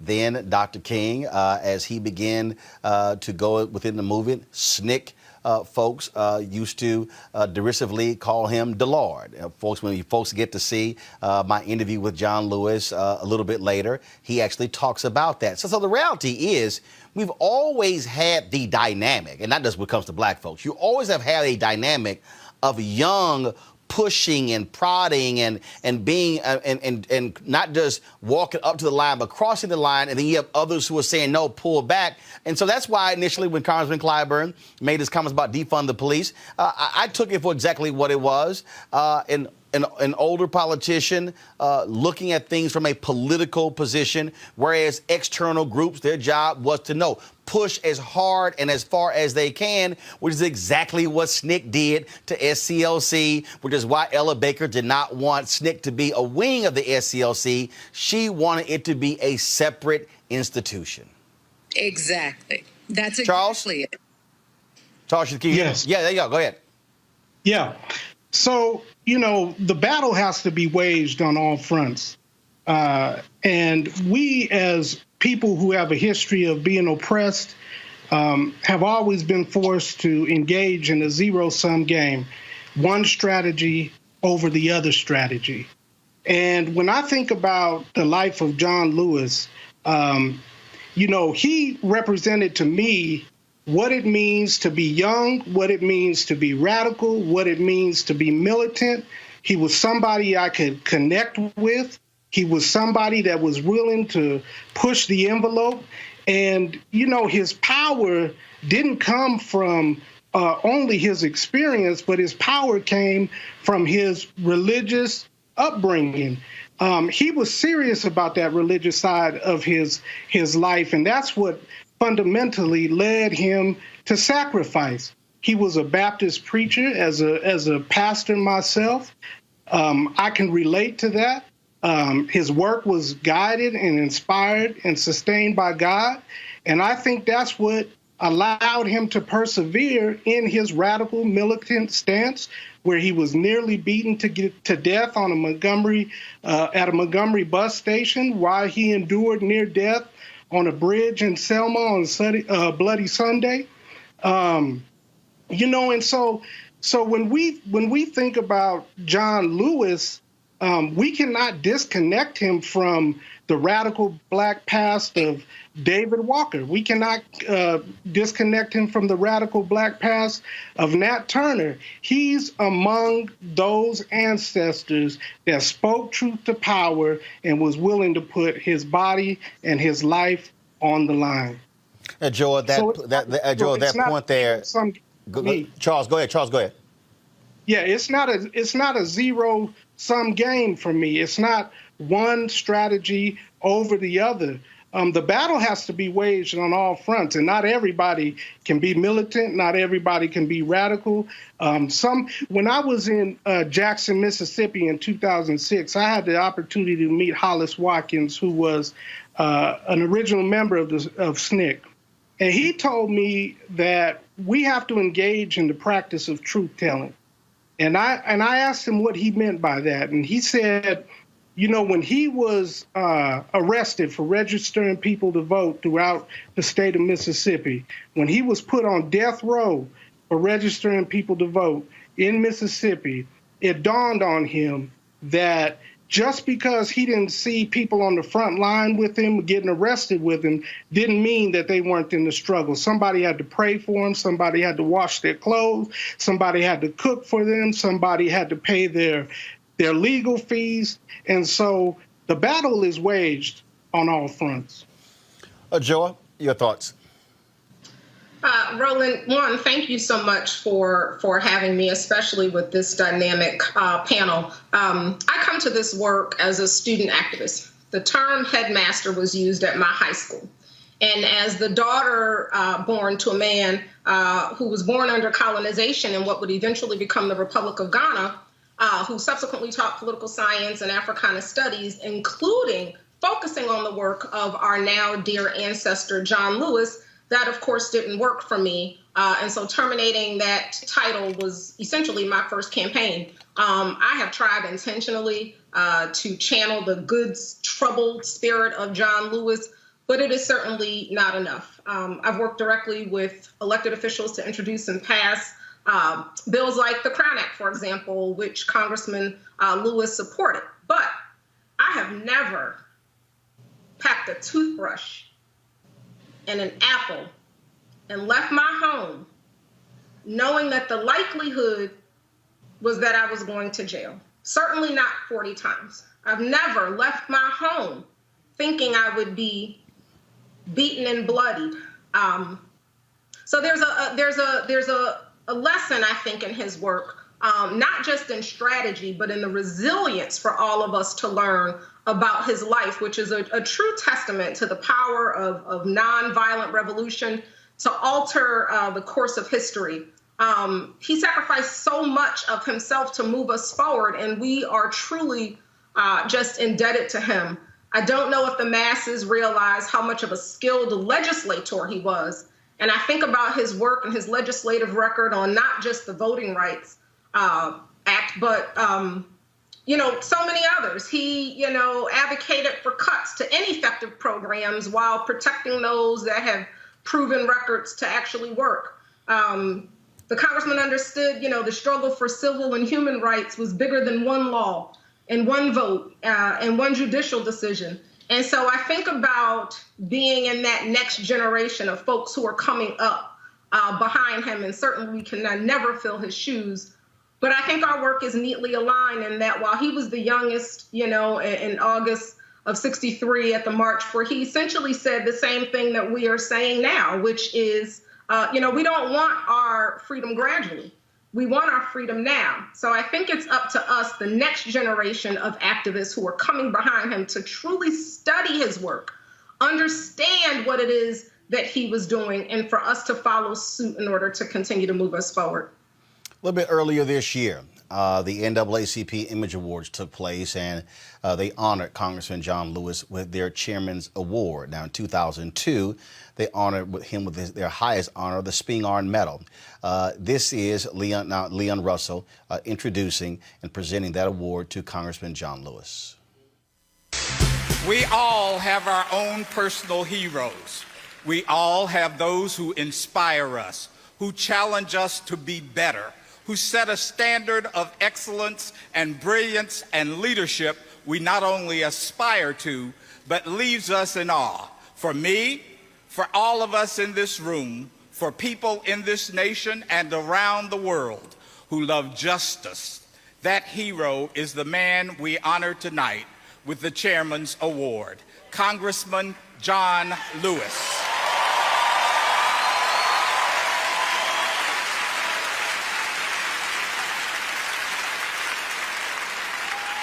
Let's take a look at the life of a living legend.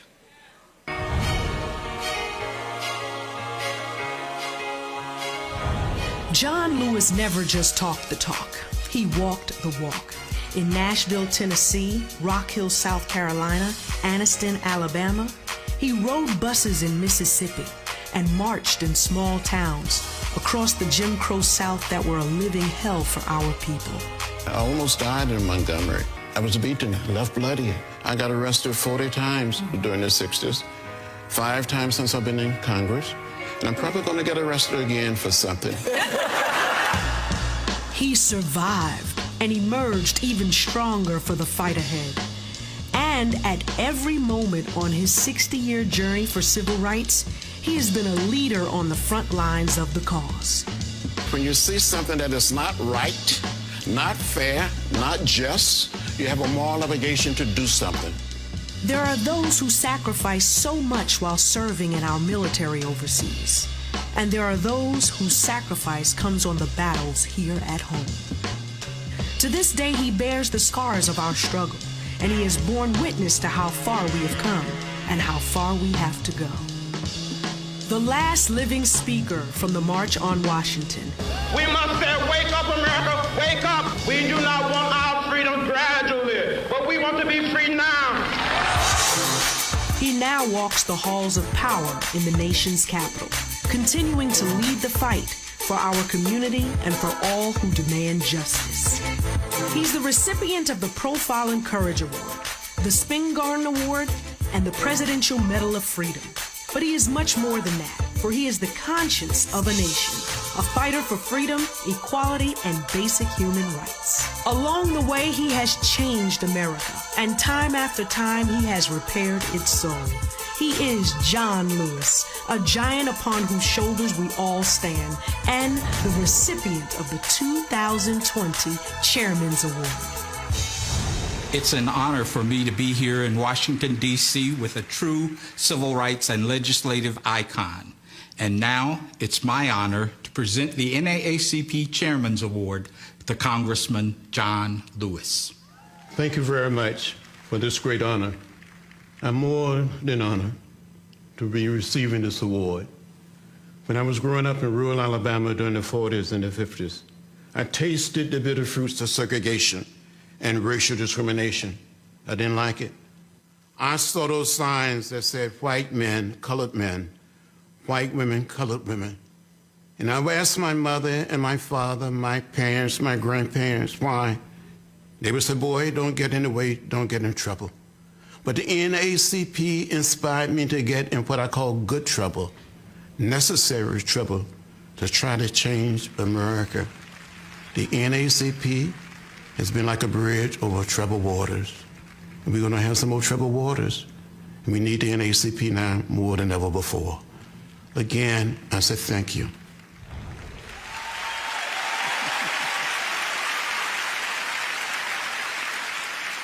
What a great man. And by the way, a man who turned 80 yesterday. So on the count of 3, let's give him a birthday shout out. 1, 2, 3. Happy birthday! Coming up on the NAACP Image Awards, J.B. Smoove. Greg, the reason I wanted to play that is because when we think back to what was taking place late 1950s and 1960s, it was black folks, black organizations, and black media who were really upholding and supporting our folk. Even if you go into the 70s, even if you go into that period after that, it was black organizations and black media. And so, so I appreciate, how folks say, John Lewis was a human rights activist, member of Congress. But the reality is, John Lewis was a black activist in the tradition of blackness. Yes, he was. And you contrast him with C.T. Vivian. C.T. Vivian is really a bit of an outlier in that movement. He's about 15, 16 years older than John Lewis, about halfway between John Lewis's generation and Ella Baker's. C.T. Vivian went to a white school, Western Illinois. He was born in Missouri, raised in Illinois. But that puts him as an outlier. John Lewis, like Ella Baker from Shaw, John Lewis went to Fisk, an American Baptist Theological Seminary, as did C.T. Vivian later. But if they went to school at all, these Southerners, this whole movement was a black institutional movement. You're talking about Thornton Cox at Howard, Frank Smith at Morehouse with Julian Bond, Dory Ladner at Tougaloo, and Jackson State with her sister Joyce. I mean, they all come out, Tim Jenkins at Howard. And so what you see is this black institutional thrust, and these young people find themselves really, and it's ironic that they would give John Lewis a kind of valedictory Spingarn Award given in 1959, 1960, the Nashville Student Movement, Diane Nash, James Bevel, Bernard Lafayette, and so many others. Roy Wilkins and them are wary. They're looking very warily at them. It was really Medgar Evers and local leaders. In fact, Dory and Joyce Ladner have dinner with Medgar Evers the night he is assassinated. But at that time, in some ways, you see Medgar Evers beefing with Roy Wilkins because Roy Wilkins is like, you got to get some control on these young people. And Dr. King with Wyatt T. Walker, and then recruits C.T. Vivian to come and help organize SCLC. But at the same time, Vivian has a bit of a solidarity with these young people that Ella Baker stops, as you said, them from trying to get them to be the youth wing of SCLC. There are all these tensions at play. And so ultimately, I would say this, in the wake of 1965, what you then see is the United States begins to try to pick out of that movement those elements they can recruit into more status quo. The electoral politics, the thrust out of 1965, the voting thrust, begins to go toward the kind of institutional access that we see today. They have good things, they have bad things in that. For example, Keisha Lance Bottoms, her aunt, her direct auntie, was, of course, Ruby Doris Smith Robinson, who took as executive director of SNCC after James Foreman at the same time that they actually voted John Lewis out of SNCC. They didn't take it away from anybody. The young forces were still saying, no, status quo is not enough. So as you say, Doc, there's no either-or strategy, but we have to read the lives of these two men in particular, because they are ancestors, against the institutional forces that would try to shape our movements into more of a respectable kind of go along to get along process. And two things come out of that. You get people like John Lewis, who was never going to go along to get along. He was hard-headed when he went on that bridge when SNCC said they weren't going to do it, and then the wait said, well, maybe that move was good in retrospect. And he was hard-headed when he stood in the United States Congress as the conscience of the Congress. The final thing is, the other thing is, as that movement to be inside, as Audrey was talking about, and push goes on, we have to have, as Dr. Satchel said, that outside movement, because we understand you can never predict where history is going to go. When Lewis and President Obama and them are walking across the bridge, one of the sisters in that wheelchair, by then over 100 years old, Amelia Boynton Robinson, it was her son, who was a Howard University law student, who got arrested in Richmond, Virginia at the Greyhound, and they took the case to the Supreme Court, Boynton versus Virginia, argued by Thurgood Marshall. And who could predict that case that Marshall argued would be one which triggered the freedom rides that C.T. Vivian and John Lewis and others went on, which sent John Lewis to Parchment Penitentiary, where they had classes in Parchment like Mandela and them had at Robben Island, which would then open the floodgates to create the electoral politics that would create a Terry Sewell and so many others in the South, Akeisha Lance Bottoms. You can't predict history, brother. All black folk can do is keep punching with both fists and not give up, because you never know where it's going to lead. Which is why, Charles, it's important when we are celebrating figures like John Lewis, you have to lay out the full story and not get caught up in what I call, again, the civil rights mascot sort of, he got the pom-poms, oh, he was so great and wonderful. It wasn't that simple. Exactly. You know, John Lewis poured out his life as an offering. And you don't do that on Monday and then on Wednesday put it back in the cup. This is a life that he dedicated his entire being to freedom, to justice, and to equality. And so, as Brother Carr said, you know, this is about the collective, and we have to honor the legacy. And the way we do that is by continuing the work of justice in that Black radical tradition. And so, you know, here at Africana Studies in Albuquerque, New Mexico, you know, we're dedicated to fighting the forces of evil and racism and white supremacy. And that just didn't happen, you know, last month or 10 years ago. That's our foundation, and it's been our foundation. And so we're dedicated to doing that. What John Lewis, you know, inspires in my life as a young man who grew up in the Southwest, 3% African American, in the city of Albuquerque, the state of New Mexico, had the privilege to go to Clark Atlanta University and walk the streets where, you know, these iconic leaders lived and suffered. That inspired in me a will to continue. And so I look at the long view of history, and I don't disconnect the struggle that we're facing here in New Mexico from the struggle that John Lewis was facing as a 17-year-old boy, 18-year-old boy, fighting for justice in the Deep South. Joe, I say this all the time. People talk about Bishop T.D. Jakes and preaching the Potter's House and preaching across the world and preaching to millions. And I always tell people, yeah, but if you don't want to talk about what he had to go through in West Virginia, then what you're actually doing is you're wasting your time, because you have to deal with what a person went through in order to understand where they eventually got to. And that, to me, I think is really what's so critical as we talk about the life and legacy of a Congressman John Lewis, of a Reverend C.T. Vivian, or any of our elders who then transitioned to ancestors. That cannot be lost and forgotten. I think you're absolutely right, Roland.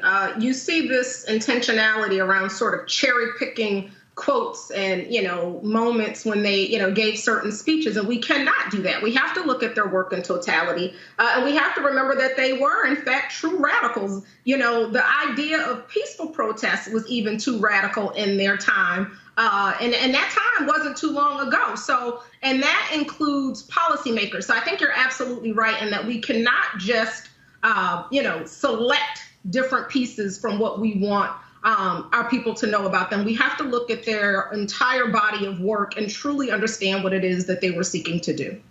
That is still what's important. And again, when I put this in perspective, Rosalind, when it comes to Black Lives Matter, when I look at whether it's Tamika Mallory and Linda Sarsour out there with Unite Freedom with my son, whether I'm talking to Tef Poe, whether I'm talking to Ashley Yates or any number of people, the reality is all of that stuff, all of the back and forth, the fights, and folks like, why can't they all get along? Well, hell, if anyone has any understanding of SNCC and CORE and SCLC and NAACP and all different groups, they were not always getting along. But what they eventually understood is that we might not like each other, we might hate each other, but there's a greater force that we still are all fighting against.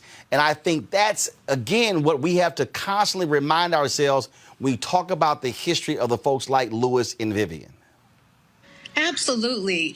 I remember when Congressman John Lewis came to Los Angeles and Nashville to spend time with a lot of our Black Lives Matter Los Angeles organizers and other BLM organizers across the country. He encouraged our work. He's always supported our work, He pushed back against this narrative of respectability that you're talking about within the civil rights movement. He actually really encouraged us at a time when we were actually facing so much critique about our freeway shutdowns. He said, when asked about the freeway shutdowns and what he thought about the critiques, you know what he said? He said, what do you think happened with the march on the Edmund Pettus Bridge? He likened his work to our work. He likened the march on Bloody Sunday to our disruption of what's happening in this country when we are engaging in lawful free speech, First Amendment protected protests. When the White House, the person inhabiting the White House that I refuse to call the name of, is talking about sending in federal law enforcement to quell protesters who are exercising their democratic rights to free speech.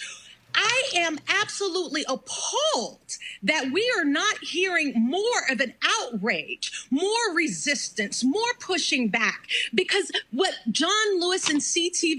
Vivian did, and so many others that have been on the show today, and so many others before them whose names we will never know, they disrupted the status quo. They disrupted the centers of commerce. They disrupted traffic. They disrupted business as usual. We continue in that tradition. We study their work. We make sure that all of our members are trained in understanding the work of our elders and of our ancestors. We are a part of the same tradition, even though our strategies may differ as they did back then between CORE, SNCC, and SCLC.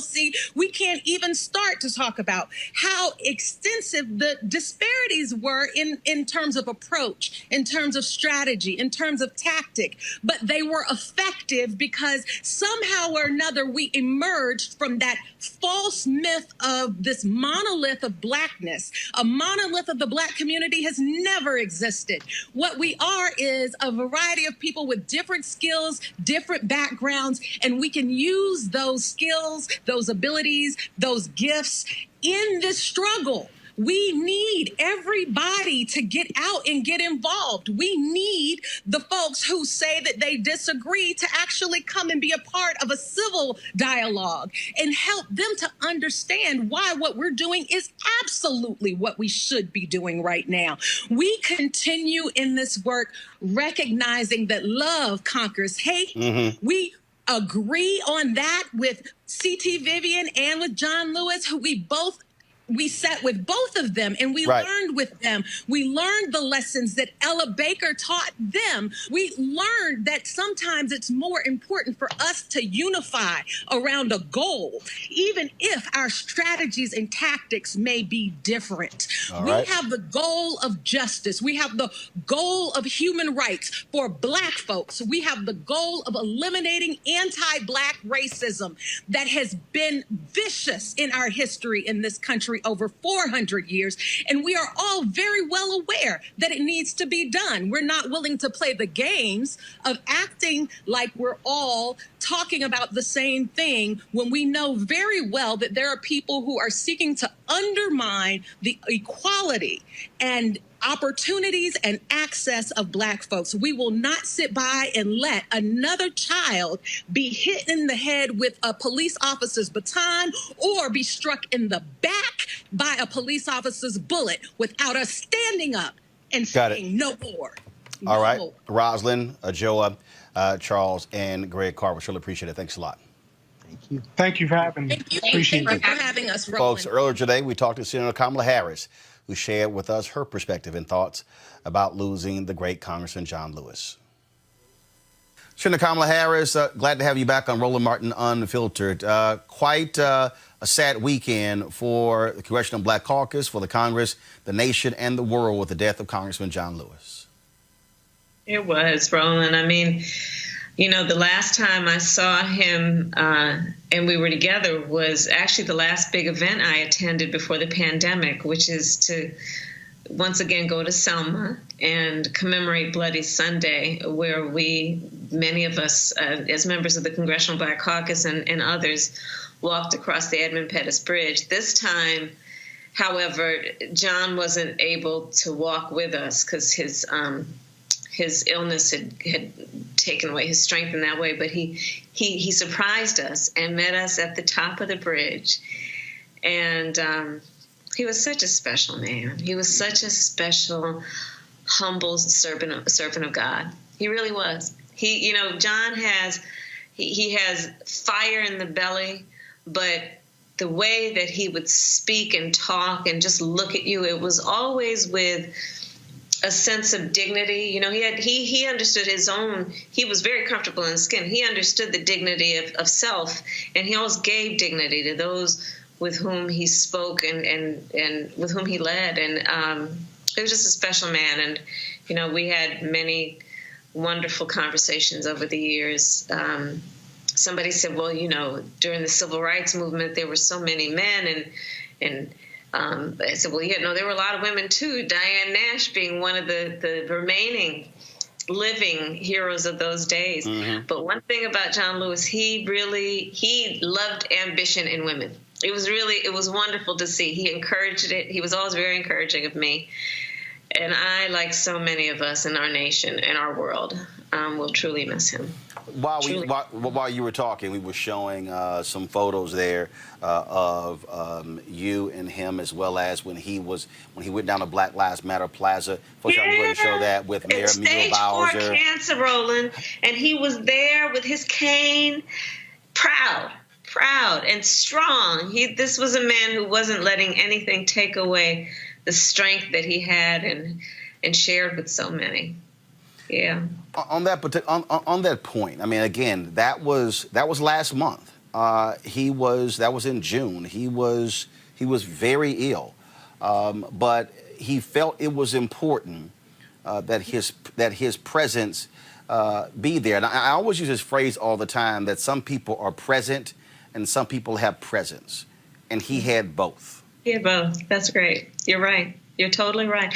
And to your point, Roland, I mean, remember, you know, we watch with admiration of his strength and his sacrifice, the video of that horrible beating of protesters, of which John was a leader, walking across the Edmund Pettus Bridge, those 50-something years ago.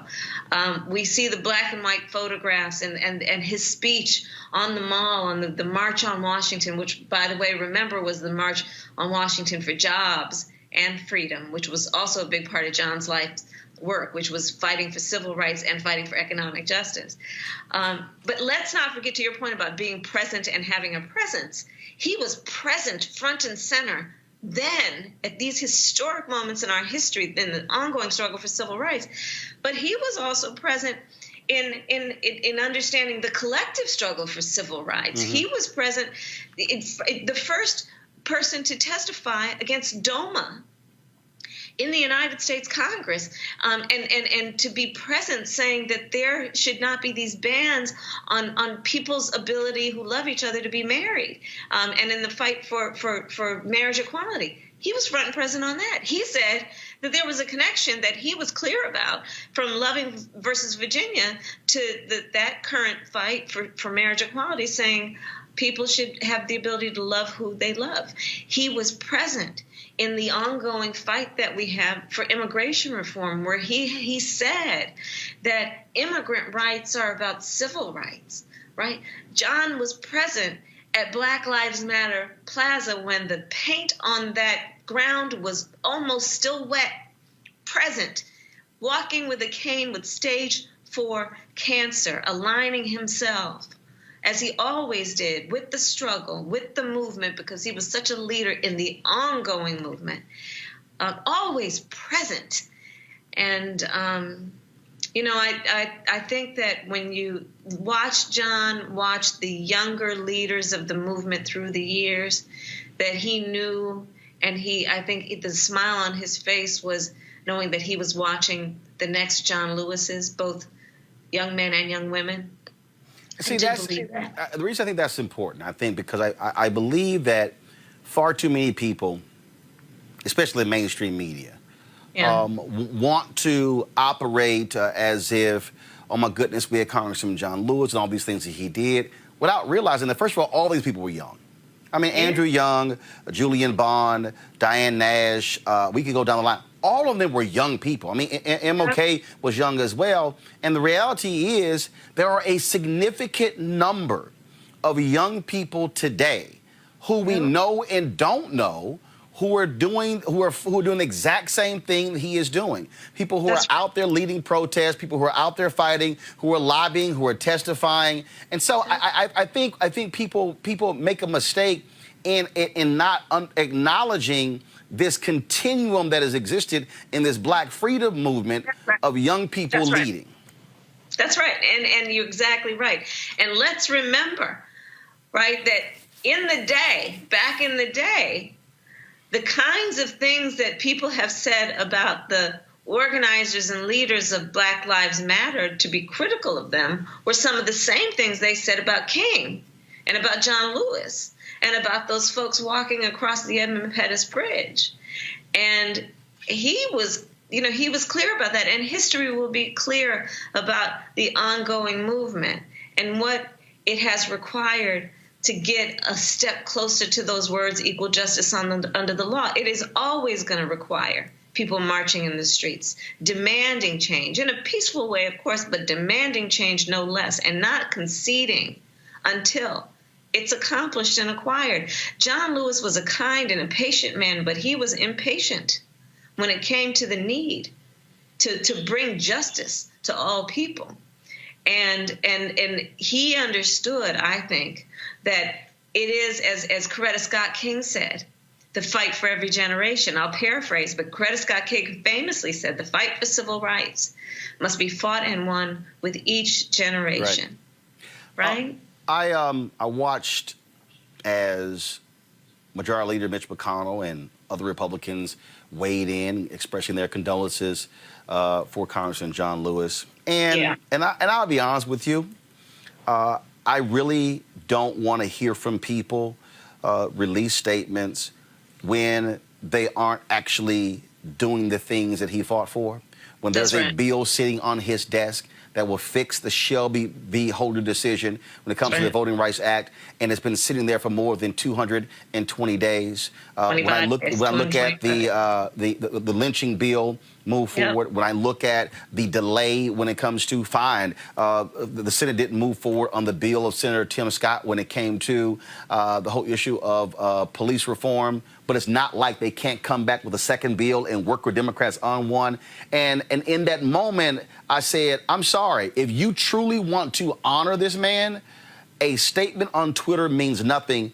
Pass the law.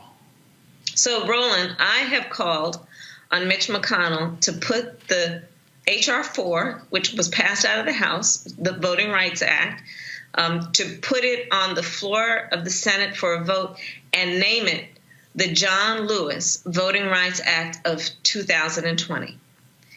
And because you are exactly right. Look, I'm too busy watching what you're doing to hear what you're saying. You can tweet all you want, your condolences, express those condolences through the power of your role of leadership at the moment, which is to put that bill on the floor, which represents everything that he fought and bled for in the name of love of country and love of Constitution of the United States.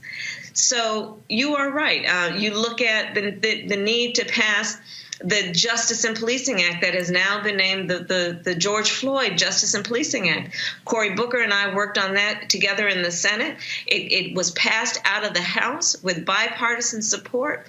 Put that on the floor for a vote. Let that be the basis of the discussion, because that's the one bill on police reform that has been presented in the course of these last many months that actually has teeth in it, and that would require real accountability and real consequence for bad behaviors. But yeah, put those bills on the floor. And if we need to debate them, sure, let's debate them, but put them on the floor. Don't hold back our ability to fight for progress in this nation because of your political agenda.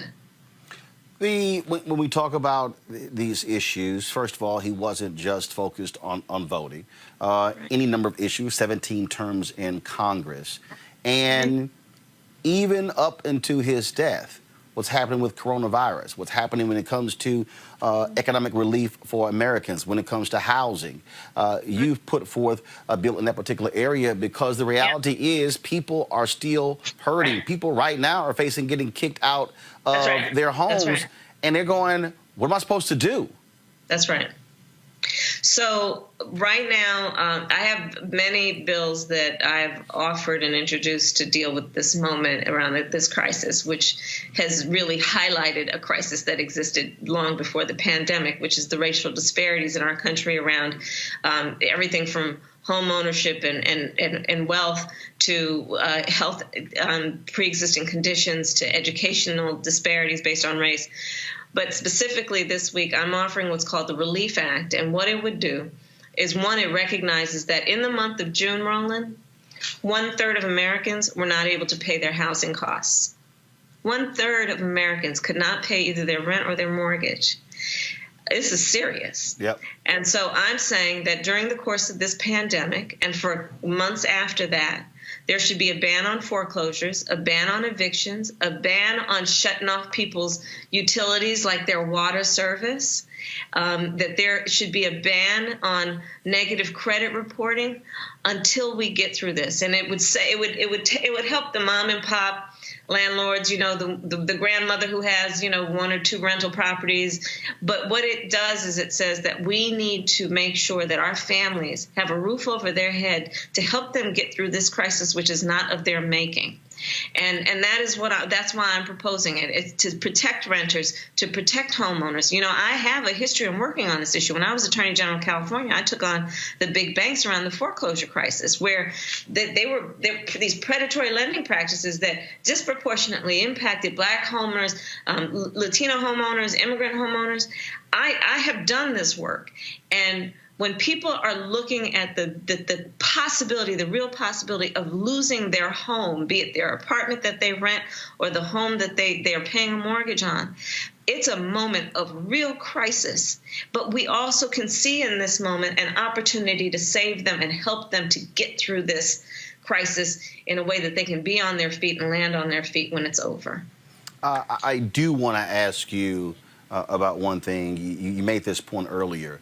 Congressman John Lewis, the last surviving speaker of the March on Washington for Jobs and Freedom on August 28, 1963. And you tweeted out a video of him speaking on that day. And a lot of people forget, first of all, far too many people only hear the last part of Dr. King's I Have a Dream speech. They totally ignore the top piece. They totally ignore all the other speakers on that particular day. But in the clip that you posted, and I want to play it, he spoke specifically about police brutality. Yeah, that's right. We are tired. We are tired of being beaten by policemen. We're tired of seeing our people locked up in jail over and over again. And then you holler, be patient. How long can we be patient? We want our freedom, and we want it now.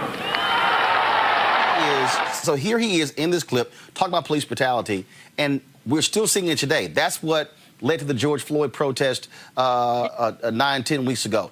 That's what's happening in Portland, where you have these unidentified federal agents who are attacking people, arresting them, taking them off of the streets as well. We are still dealing with the very same thing in 2020 that he spoke about in 1963. Right, and that's why John Lewis was a part of the George Floyd Justice and Policing Act, and that's why he was out on Black Lives Matter Plaza, because he was seeing it through. He was seeing through his lifetime commitment to justice in America, understanding that one of the topics therein is police brutality being disproportionately directed at Black folks and people of color and indigenous people. John Lewis was clear about that from the beginning, and you will see a consistent through line in his life and in his career in fighting for these issues. And it really is, he saw so much progress, and I have to believe that he has passed on with a sense of great accomplishment. But, you know, in his honor, we really need to see it through, too. We all need to see it through. For him and for our community and for our country, we need to see it through. We need to be like John Lewis and always show up and see it through. Well, Ambassador Andrew Young said something to me that I thought was important. He said they've moved on. He said, but they're still with us because of the fact that we're still talking about them. We're still talking about what they did, and what they means that they are still here, living and breathing, simply not here physically. Right. We keep them alive that way. Indeed. We keep them alive that way. And it's part of our tradition also. He is now one of the ancestors. He was an elder, and now he is an ancestor. And that's part of our traditions of honoring our ancestors and doing that always and passing down the stories to make sure that they are alive, and not just that we romanticize them, but that we understand their struggle and their commitment, and we understand that it's our responsibility, it's our duty. It's not a luxury, it's not if we feel like it, it's our duty. Those of us who have benefited from their struggle and their pain and their sacrifice, it is our duty to continue and to be their legacy. That's how we truly honor them. That's how we truly honor them. Senator Kamala Harris, we appreciate it. Thanks a lot. Thank you. In 2018, we covered MLK 50, which was the commemoration of the assassination of Reverend Dr. Martin Luther King Jr. We conducted a number of interviews with people all across the country. One of them took place here in Washington, D.C., in his congressional office with Congressman John Lewis. We talked about a number of different things, including SNCC, Dr. King, but also you're going to see the first time he had a conversation with Colin Kaepernick. I was actually texting Colin, told him what I was doing. He said he had never met Congressman Lewis. Congressman Lewis said he had never met Colin Kaepernick. And so you're about to see that conversation. We've never shown this before. And so we will close the show out with my sit-down conversation with Congressman John Lewis, icon and legend, that took place in 2018. Congressman, when you began to think back, all those battles, all those fights, you were leader in SNCC, and it was interesting, your SNCC compadres were not always pleased with Dr. King. You had difference of opinion there. Talk about being in the middle of that and trying to navigate all of these competing forces. You're right, I was in the middle of it all. When I was elected chair of the Student Nonviolent Coordinating Committee in 1963, I was on the board of SCLC. Several years earlier, Martin Luther King Jr. had invited me to be a member of the board, to be sort of a liaison between the young people, the young activists, and the adults. I admire Dr. King. I love him. He was like a big brother. If it hadn't been for Martin Luther King Jr., I don't know what would have happened to me. He took me in. And I was grateful for what he did. And so I was never, ever going to try to put him down, never, ever going to call him the Lord. As you well know, people start referring to Dr. King as the Lord. The Lord said this, the Lord said that. And when we went on the Freedom Rides in May of 1961, some people thought that Dr. King should get on a bus and go on a Freedom Ride with us. Well, he had a case pending against him in Georgia, and he felt that it wouldn't be helpful for him to go on a Freedom Ride, that he could get arrested and he would be violating his probation. And it's been my feeling and the feeling of the young people in the movement that came out of Nashville that we should never put pressure on someone when it was their time to do something, or whether they wanted to get arrested or go to jail or to sit in or march. Let people come to their own conclusion, make their own decision. There were so many different people. I mean, I'm looking at the photos here, A. Philip Randolph, and I'm looking at Ralph David Abernathy and Roy Wilkins and Whitney Young and so many others. But what made Dr. King so different and unique from the rest of these legendary figures? But Dr. King came, I think, through the movement out of his sense of ministry. He felt like it was his calling. He felt like he had been ordained by God Almighty to lead. It was almost like the children of Israel being led out of Egypt. He felt the calling that he had to do something, and he felt that the opportunity was presented by the action of Rosa Parks. And he tried not to take sides in debates and discussion, but be this healing force to bring people together.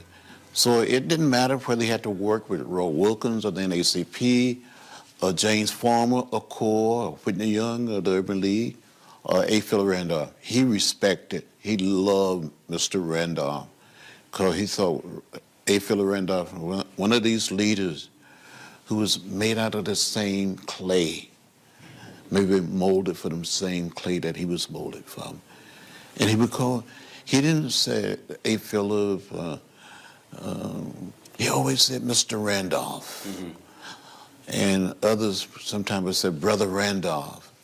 And Dr. King would say Brother Randolph, but mostly he would say Mr. Randolph. He has so much respect and love for this man.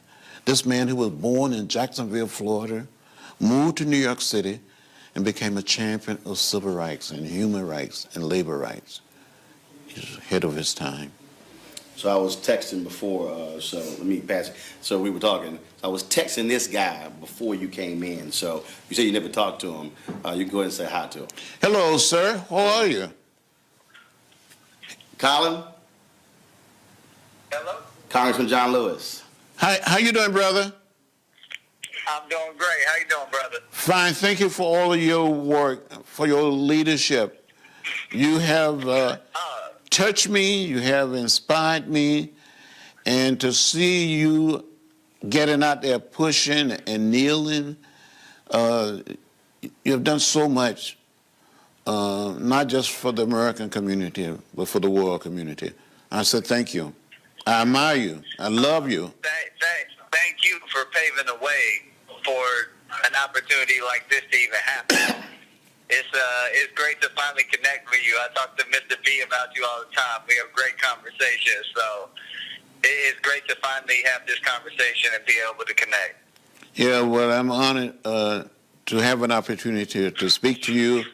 I wish sometime when you're in Washington or in Atlanta that we could get together and maybe have something to eat or something to drink, talk about where we must go from here. I would love to do that. I'll make sure Roland passes you my number so we can stay in contact. Yes, I would love to do just that.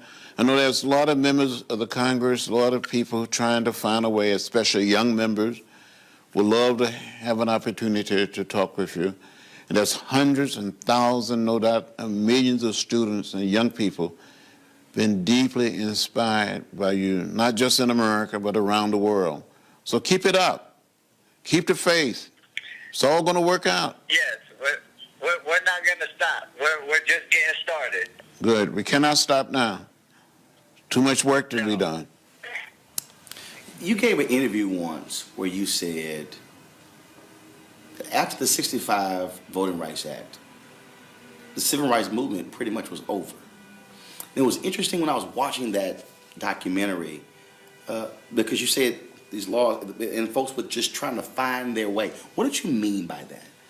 Well, in 1965, when we passed the Voting Rights Act, and hundreds and thousands and millions of people became registered voters for the first time, we had many, many young people of color running for office and getting elected.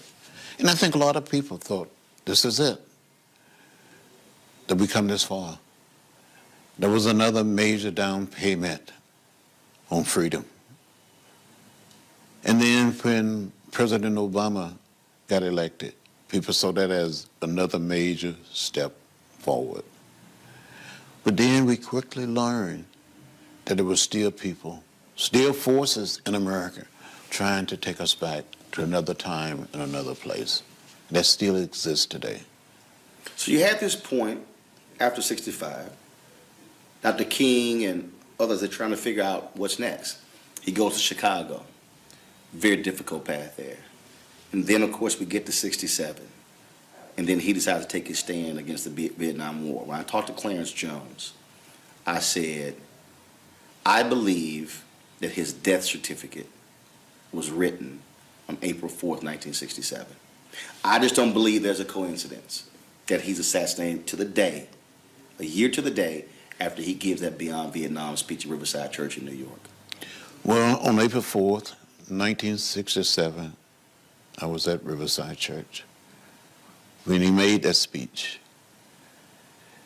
And many people felt then, and I felt it also, that this was the defining moment that a lot of people, even people in the African American community, some people in the civil rights movement felt that he was breaking with the traditional supporters. He was attacked, vilified. By some black leaders. He was even some of the black leaders saying he's going too far. That he needed Lyndon Johnson. And Lyndon Johnson, for the most part, stopped speaking to him, calling him in. But King stopped taking his phone calls. Yes. And there were people on the board of FCLC. When you tell the truth, nothing but the truth, they sort of dissed him. And it was a lonely period for him. That last year, so many people I've talked to, the strain, the pressure, the stress, speaking fees dried up, his book, Where Do We Go From Here, Chaos or Community, worst-selling book. Nobody wanted to read it. As you observed him in that final year, did you see that as well? And did he talk about what he was dealing with? Well, he was trying to organize the Poor People's Campaign. He hadn't planned to go to Memphis. He was invited by the labor union and by Jim Lawson, someone that he admired and trusted to come and help the sanitation workers. It was a difficult year for him, because some people suggested that he needed a rest, and others suggested that maybe he should go and become a president of some major college or university. And he was been criticized on all sides. But he was a man of conscience. It was not a good year for him.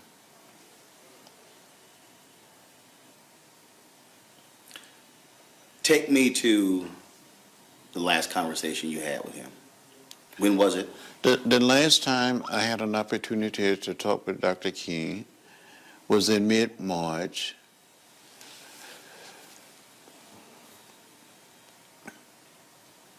Just before he went to Memphis. It was at Pesca's hotel, a restaurant.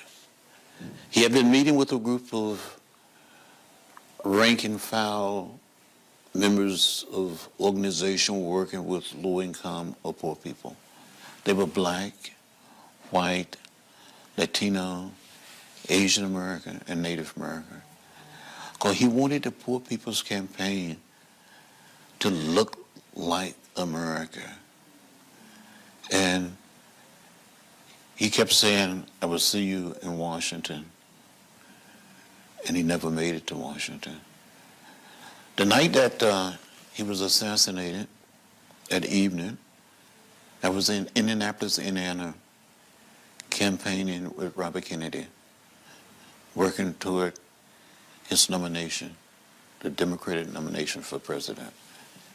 And when I heard that Dr. King had been shot, I didn't know his condition. When Robert Kennedy came to speak, he said, we have some sad news tonight, that Martin Luther King Jr. had been assassinated in Memphis, Tennessee. So prior to him saying that, you didn't realize it. So when that audience found out, that's when you found out. That's right. When the audience heard the message, I heard it at the same time. And I cried. And I said to myself, well, we still have Bobby. So I went back to Atlanta and helped in preparation for the funeral and stayed there for about 2 weeks. I got back in the campaign and went to Portland, Oregon, and with Robert Kennedy. And then I went on to Los Angeles. And I teamed up with Cesar Chavez, and we went to these wealthy neighborhoods and homes of primarily white citizens, urging them to vote for Bobby Kennedy rather than for Humphrey or Eugene McCarthy. Went to churches. We had an unbelievable motorcade through the city, and there was these black athletes like Rayford Johnson and the big guy, Rosa Greer, trying to hold Kennedy in the car. And you saw hundreds and thousands of people, especially in the African-American community, in the Latino community, rallying for Bobby. And he invited me to come to his suite that evening, and he joked with me. He said something like, John, you let me down today. More Mexican-American turn out to vote than Negroes. And he was just joking. But I truly felt that when Dr. King was assassinated, I said, well, we still have Bobby. In less than 2.5 months, he was gone. And I think something died in America with the death of Dr. King and Bobby Kennedy. When I talked to Jim Lawson, I said, in the aftermath of Dr. King's death, what did you do? He said, we went back to work. He said, we had work to do. He said he did not grieve until July. He said that's when he just broke down. Were you in the same place where there was still work to do? That there was no time to feel sorry and to mourn? Well, we were caught up in the moment. It's you had to continue to work. We had a major national election coming up. So I didn't mourn that much, but every single day I thought about Dr. King. Matter of fact, I went back to Atlanta between the campaigning effort and trying to support others. And my doctor said, you need to rest, and made it possible for me to go to the hospital and just rest for about 2 weeks. And then I got back on the road, supporting local candidates, trying to get people registered, turn people out to vote. Became a delegate to the Democratic Convention. I was a junior bond. We were supporter. We were challenging the Lester Maddox delegation of Georgia.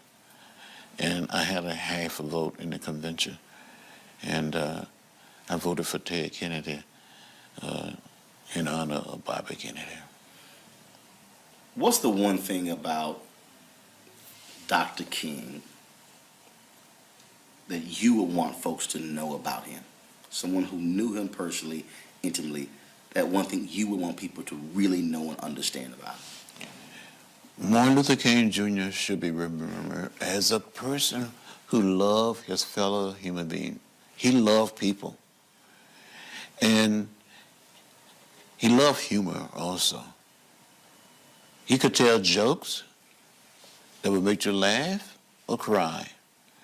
And sometime in the process of telling jokes, he would sort of preach about each one of us in a meeting.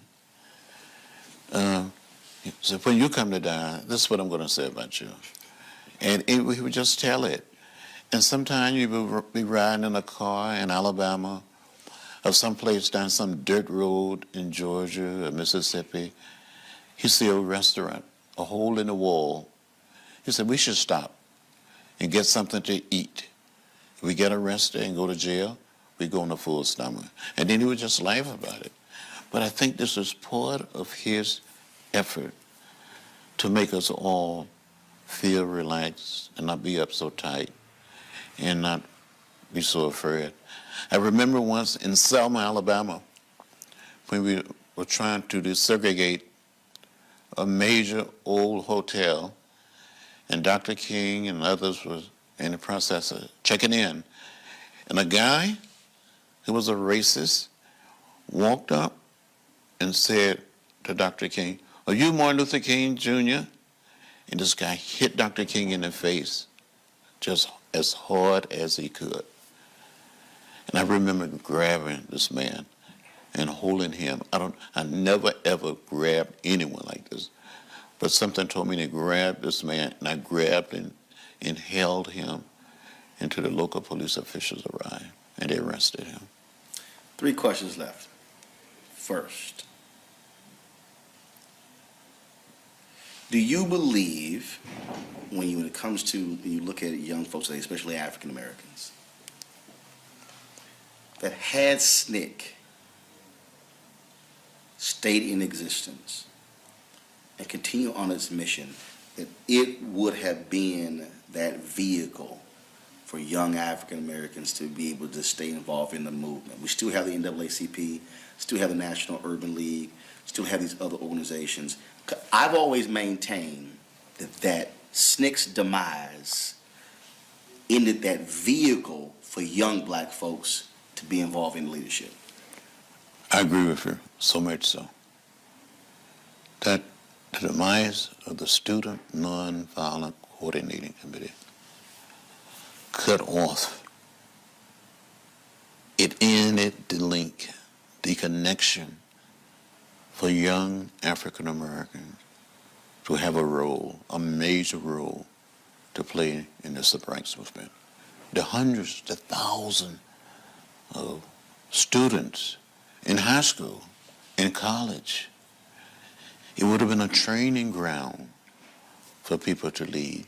Because many of these young people, they led in North Carolina, in Virginia, in South Carolina, in Georgia, in Alabama, in Mississippi. These young people grew up and they became of age, and they didn't have a national organization.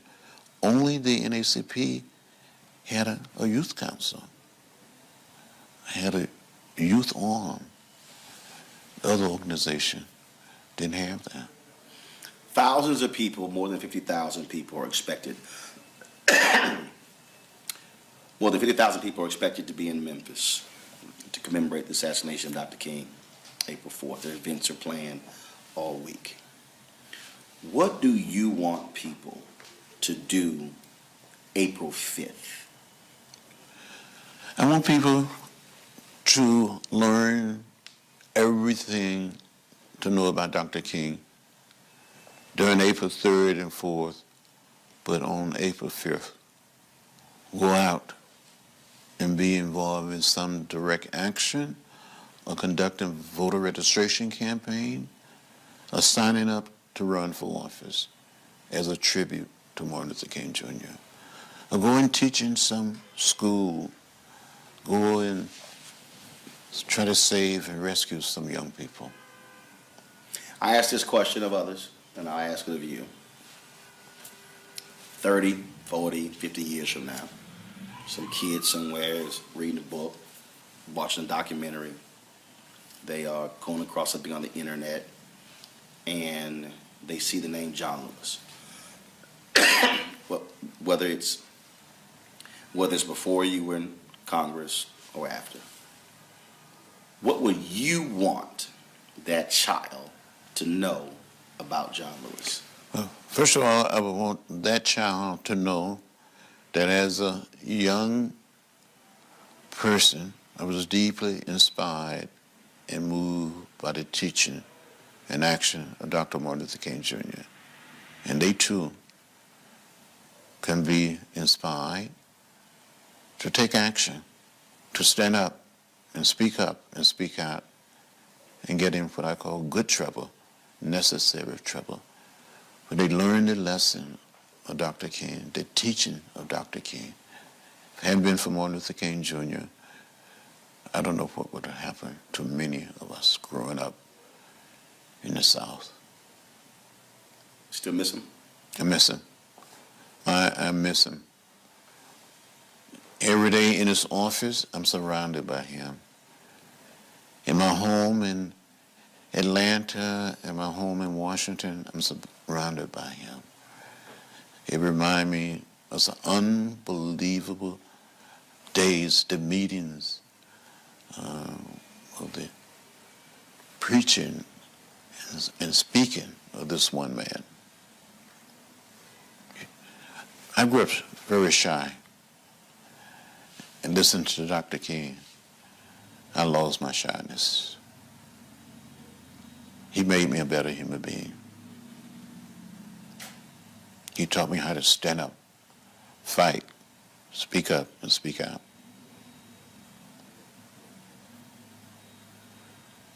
Well, that's it. Thank you, sir. Congressman, I appreciate it. Thank you, sir. Thanks a bunch. You're welcome.